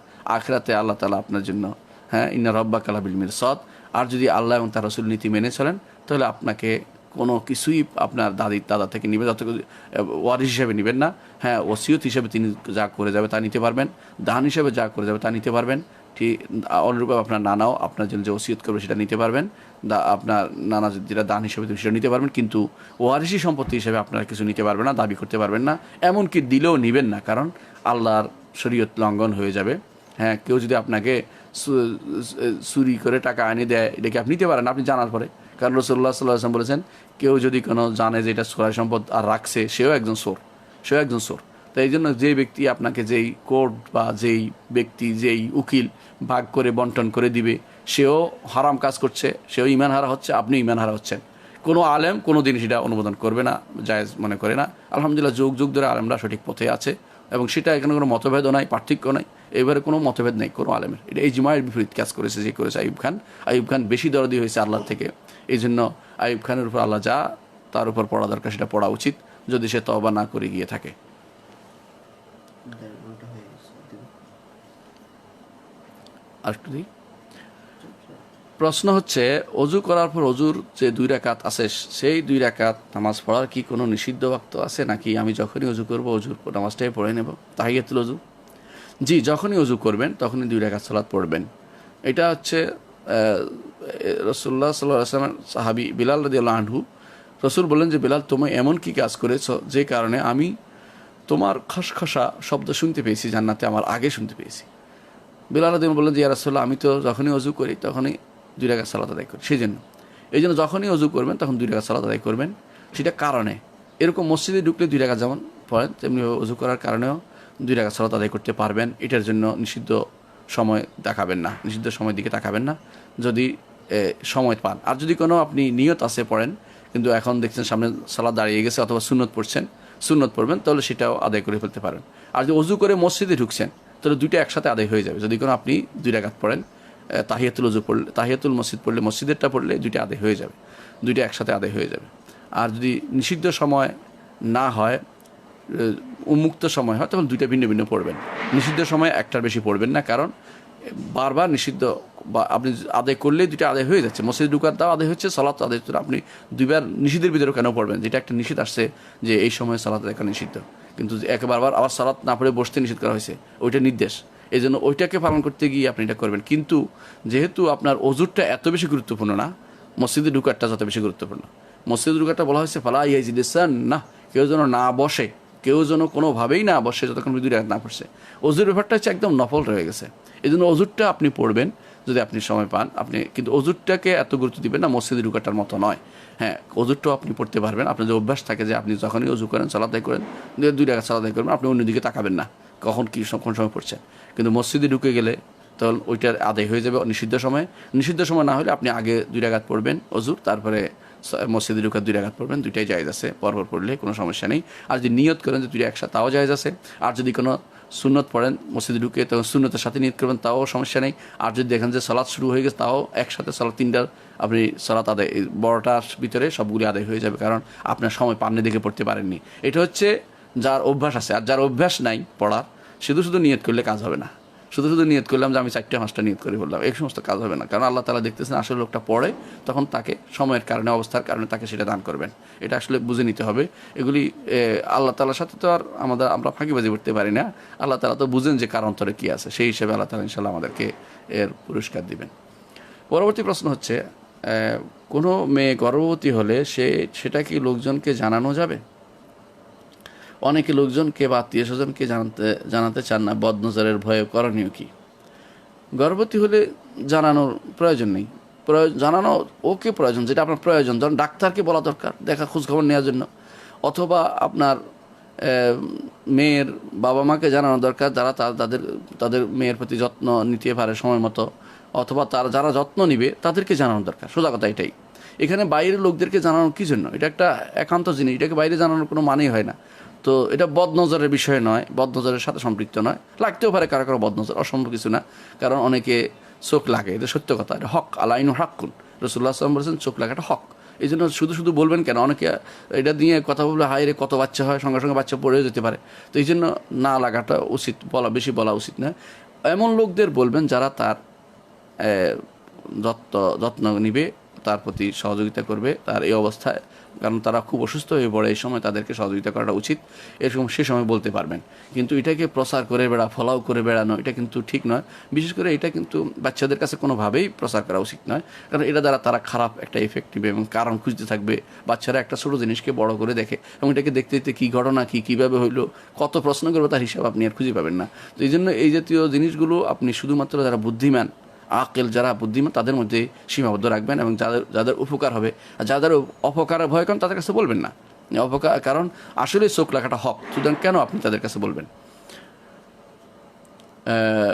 এরপরের প্রশ্ন হচ্ছে আউয়াবিনের নামাজ কত রাকাত?